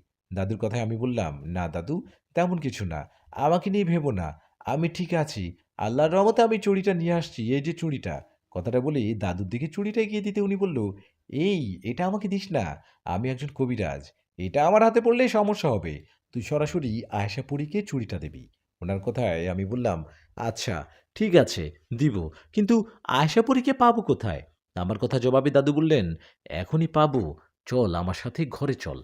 ঘরে গিয়েই আয়শাপুরীকে ডাকি হাজির করি। কথাটা বলে দাদু আমাকে নিয়ে ঘরে গেলেন। ঘরে গিয়ে তার নিয়ম অনুযায়ী আয়শাপুরীকে ডাকতে লাগলেন। কিন্তু আশাপুরী আসে না। এটা দেখে দাদু আরো গভীরভাবে ডাকতে থাকে, হাজির করার চেষ্টা করে। কিন্তু আশাপুরী তো আসে না। পরীকে কোনোভাবেই হাজির করতে না পেরে দাদু বললেন, আরে, আশাপুরী আসছে না কেন? ওনার চুড়িটা তো নিয়ে আসলাম। কিন্তু উনি উনি তো আসছে না। পরীকে হাজির করতে না পেরে দাদু বললেন, শোন, আজকে মনে হয় পরী আসবে না। রাত অনেক হয়েছে। তুই বাড়িতে চলে যা। আমি কালকে আবার পরীকে ডাকবো। আর শোন, তোর এই চুড়িটা সাবধানে রাখবি। দাদুর কথায় আমি রাজি হয়ে বাড়ির দিকে যাব। এমন একটা সময় দাদু বললেন, নিশাত শোন, দাঁড়া, আমি তোকে তোর বাড়িতে রেখে আসছি। একা গেলে সমস্যা হতে পারে। দাদুর কথায় আমিও কিছু বললাম না। কথা মতো দাদু আমাকে নিয়ে আমার বাড়ির দিকে যেতে লাগলেন। বাড়ির দিকে যেতে যেতে দাদু বললেন, শোন, পরীকে ডাকলাম আসলো না। যদি আজ রাতে বা কাল সকালে আমার ডাকে আসে, তাহলে আমি তোর কথা বলবো। পরী তোর কাছে গেলে চুড়িটা দিয়ে দিস, কেমন? দাদুর কথায় আমি বললাম, ঠিক আছে দাদু। এই বলে হাঁটতে হাঁটতে আমি বাড়িতে পৌঁছে গেলাম। বাড়িতে আসার পর দাদু বলল, ঠিক আছে, এখন বাড়িতে যা তাহলে। কথাটা বলে উনি চলে গেলেন। দাদু চলে যাবার পর আমিও চলে গেলাম বাড়িতে। বাড়িতে যাওয়ার পর মা জিজ্ঞেস করলেন, নিশাদ, এত রাত করে কোথায় থেকে ফিরলি? কোথায় গিয়েছিলি রে বাবা? মায়ের কথা জবাবে মাকে বললাম, মা, ওই যে সালাম দাদু আছে না, ওনার সাথে পাশের গ্রামে গিয়েছিলাম ভূত তাড়ানো দেখতে। তাই রাত হলো। আমার কথায় মা বললেন, তা বাড়িতে বলে যাবি না? আমার তো চিন্তা করছিলাম আমরা সবাই। যা, তোর ঘরে খাবার দেয়া আছে, হাত মুখ ধুয়ে খাবার খেয়ে ঘুমা। মায়ের কথায় আর কথা না বাড়িয়ে হাত মুখ ধুয়ে খাবার খেয়ে শুয়ে পড়লাম। আর কিছুক্ষণ পর ঘুমালাম। আমি ঘুমানোর পর কতক্ষণ ঘুমিয়েছি আমি জানি না। ঘুমের মধ্যে আমি একটা স্বপ্ন দেখি। আমি দেখি আমি আমার ঘরে আমার বিছানায় শুয়ে আছি। আমার পাশে একটা পরী দাঁড়িয়ে। আমি পরীটার দিকে ভালোভাবে তাকিয়ে বুঝতে পারলাম এটা আর কেউ না, আয়েশা পরী। আমি আয়েশা পরীকে দেখে স্বপ্নের মধ্যে বললাম, "আপনি?" আমার কথায় পরী বলল, "হ্যাঁ, আমি। আমি একটা কাজে থাকায় তোমাদের কাছে আসতে পারিনি। আমি খোঁজ নিয়ে জানতে পারলাম তুমি সেই চুড়িটা নিয়ে আসছো। কোথায় সেটা? ওটা নিতেই আসলাম। ওটা দাও আমাকে।" পরীর কথায় আমি স্বপ্নের মাঝেই বললাম, "কিন্তু এটা তো স্বপ্নে, আমি স্বপ্নে কিভাবে দিব?" আমার কথায় পরী বলল, "আমি তোমার কাছে বাস্তবে আছি, দেখো।" কথাটা বলতে না বলতেই আমার ঘুম ভেঙে গেল। মনে হলো আমাকে কেউ ধাক্কা দিলেন, যেটার ফলে আমার ঘুম ভেঙে গেল। আমার ঘুম ভেঙে যেতেই আমি দেখলাম আয়েশা পরী আমার সামনে বাস্তবে দাঁড়িয়ে আছে, যেমনটা আমি স্বপ্নে দেখলাম। পরীকে বাস্তবে দেখে বলে উঠলাম, "কি অদ্ভুত! আপনি স্বপ্নে বাস্তবে ২ জায়গায় কিভাবে আসলেন?" আমার কথায় পরী বললেন, "আমাদের সেই ক্ষমতা আছে। এখন বেশি কথা বলো না। কেউ যেন যেতে পারে, কেউ জেনে যেতে পারে। দাও চুড়িটা আমাকে।" পরী কথায় ওনাকে বললাম, "হ্যাঁ, দিচ্ছি। আপনি বাহিরে যান। আমি নিয়ে আসছি।" আমার কথায় পরী বাহিরে গেলেন। আমিও কথা মতো চুড়িটা নিয়ে বাহিরে গেলাম। বাহিরে গিয়ে দেখি পরী একটা গাছের নিচে দাঁড়িয়ে আছে। পরীকে দেখে আমি চুড়িটা নিয়ে ১ পা ২ পা করে এগিয়ে যাচ্ছি পরীর দিকে। আমি চুড়িটা নিয়ে পরীর কাছাকাছি যেতে পাশের মসজিদ থেকে ভেসে আসলো ফজরের আজান। আজান শোনার সাথে সাথে আমার সামনে থাকা পরী একটা ভয়ংকর রূপ নিয়ে বাতাসে মিলিয়ে গেল। এটা কি হলো? চলে গেল কেন? আয়েশা পরী হলে তো এভাবে চলে যেতেন না। তাহলে তাহলে এটা কে ছিল? সর্বনাশ! এটা হয়তো কোনো খারাপ জিন বা পরী। কথাটা ভেবে বাইরে থেকে এক দৌড়ে ঘরে চলে আসলাম। ঘরে এসে ভাবতে লাগলাম, কি ভুলটাই না করতে যাচ্ছিলাম। ওই চুড়িটা ওকে দিলে তো ও নিয়ে যেত। কিন্তু কে ছিল ও? এসব ভাবতে ভাবতে কিছুক্ষণ পর দিনের আলো ছড়িয়ে পড়ল। সকাল হতেই আমি আর দেরি না করে চুড়িটা নিয়ে রওনা করলাম সালাম দাদুর বাড়ির দিকে। আমার সাথে ঘটে যাওয়া ঘটনা সালাম দাদু ভালো বলতে পারবে। এই ভেবে আমি কিছুক্ষণ পর সালাম দাদুর বাড়িতে পৌঁছে গেলাম। দাদুর বাড়িতে যাবার পর জানতে পারলাম দাদু বাড়িতে নেই। পাশের গ্রামে ওই লোকটার বাড়িতে গেছে যার ছেলেকে আয়েশা পুরী ধরেছে। দাদু ওখানে গেছে শুনে আমিও রওনা করলাম সেখানকার উদ্দেশ্যে। আমি রওনা করার কিছুক্ষণ পর পৌঁছে গেলাম সেখানে। ওখানে যাবার পর সালাম দাদু আমাকে দেখে বললেন, "নিশাত, তুই এখানে?"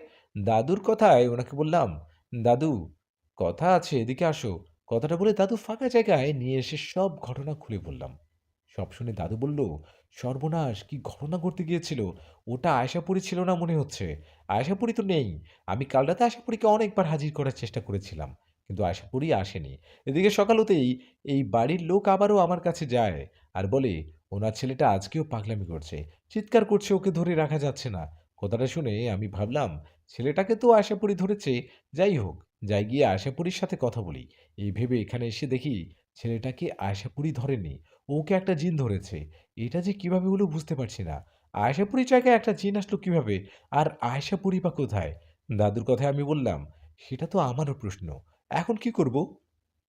আমার কথায় দাদু বললেন, "চল আমার সাথে। আমার সাথে চল।" কথাটা বলে দাদু সেই বাড়ির লোকটাকে বললেন, "আপনারা চিন্তা করবেন না। ২-১ দিনের মধ্যে আপনার ছেলে সুস্থ হবে ইনশাল্লাহ। আপনারা একটু খেয়ালে রাখবেন ওকে।" কথাটা বলে দাদু আমাকে নিয়ে বাড়ির দিকে আসতে লাগলেন আর বললেন, "বড় বাবা জিনকে ডাকতে হবে। উনি আসলে জানতে পারবো আয়েশাপুরী কোথায়।" কথাটা বলে দাদু আমাকে নিয়ে উনার বাড়িতে গেলেন। আর বড় বাবা জিনকে ডাকলেন। উনাকে ডাকার কিছুক্ষণ পর বড় বাবা জিন আসলেন। উনি আসার পর সালাম দাদু ওনাকে সালাম দিয়ে সব ঘটনা খুলে বললেন। দাদু বললেন, "আয়েশাপুরীকে পাওয়া যাচ্ছে না।" দাদুর কথায় বড় বাবা জিন বললেন, "আমি জানি। আর আমি এসব বিষয়ে খোঁজ নিয়েই আসছি। আয়েশাপুরীকে তোমরা খুঁজে পাচ্ছ না। কেন? ও তোমার ডাকে আসছে না, কারণ ওকে সেই তান্ত্রিক বন্দী করে রেখেছে। মানে আয়েশাপুরী তো তান্ত্রিকের কাছে এমনিতেই বন্দী। তান্ত্রিক যখন জানতে পারে আয়েশাপুরীর সেই চুড়িটা আমরা নিয়ে আসছি, এটা ওকে দিয়ে দিব, তখন তান্ত্রিক আয়েশাপুরীকে আবারও বন্দী করল। আশাপুরীর যে ছেলেটাকে ধরেছিল, সেখানে এখন একটা জিনকে পাঠানো হয়েছে। কাল ভোরবেলা তান্ত্রিকের পাঠানো একটা জিন আশাপুরীর রূপ নিয়ে নিষাদের কাছে এসেছিল আশাপুরীর চুড়িটা নিতে। ভাগ্য ভালো, চুড়িটা নিতে পারেনি। যদি চুড়িটা তান্ত্রিক পেতে পারত, তাহলে সেটা ওর কাজের জন্য ব্যবহার করত। আজান দেওয়ার ফলে সেই জিনটা চলে গিয়েছিল। বড় বাবা জিনের কথায় সালাম দাদু বললেন, "তাহলে এখন উপায় কি? আয়েশাপুরীকে কি আমরা মুক্ত করতে পারবো না? ওকে যে আমি কথা দিয়েছি।"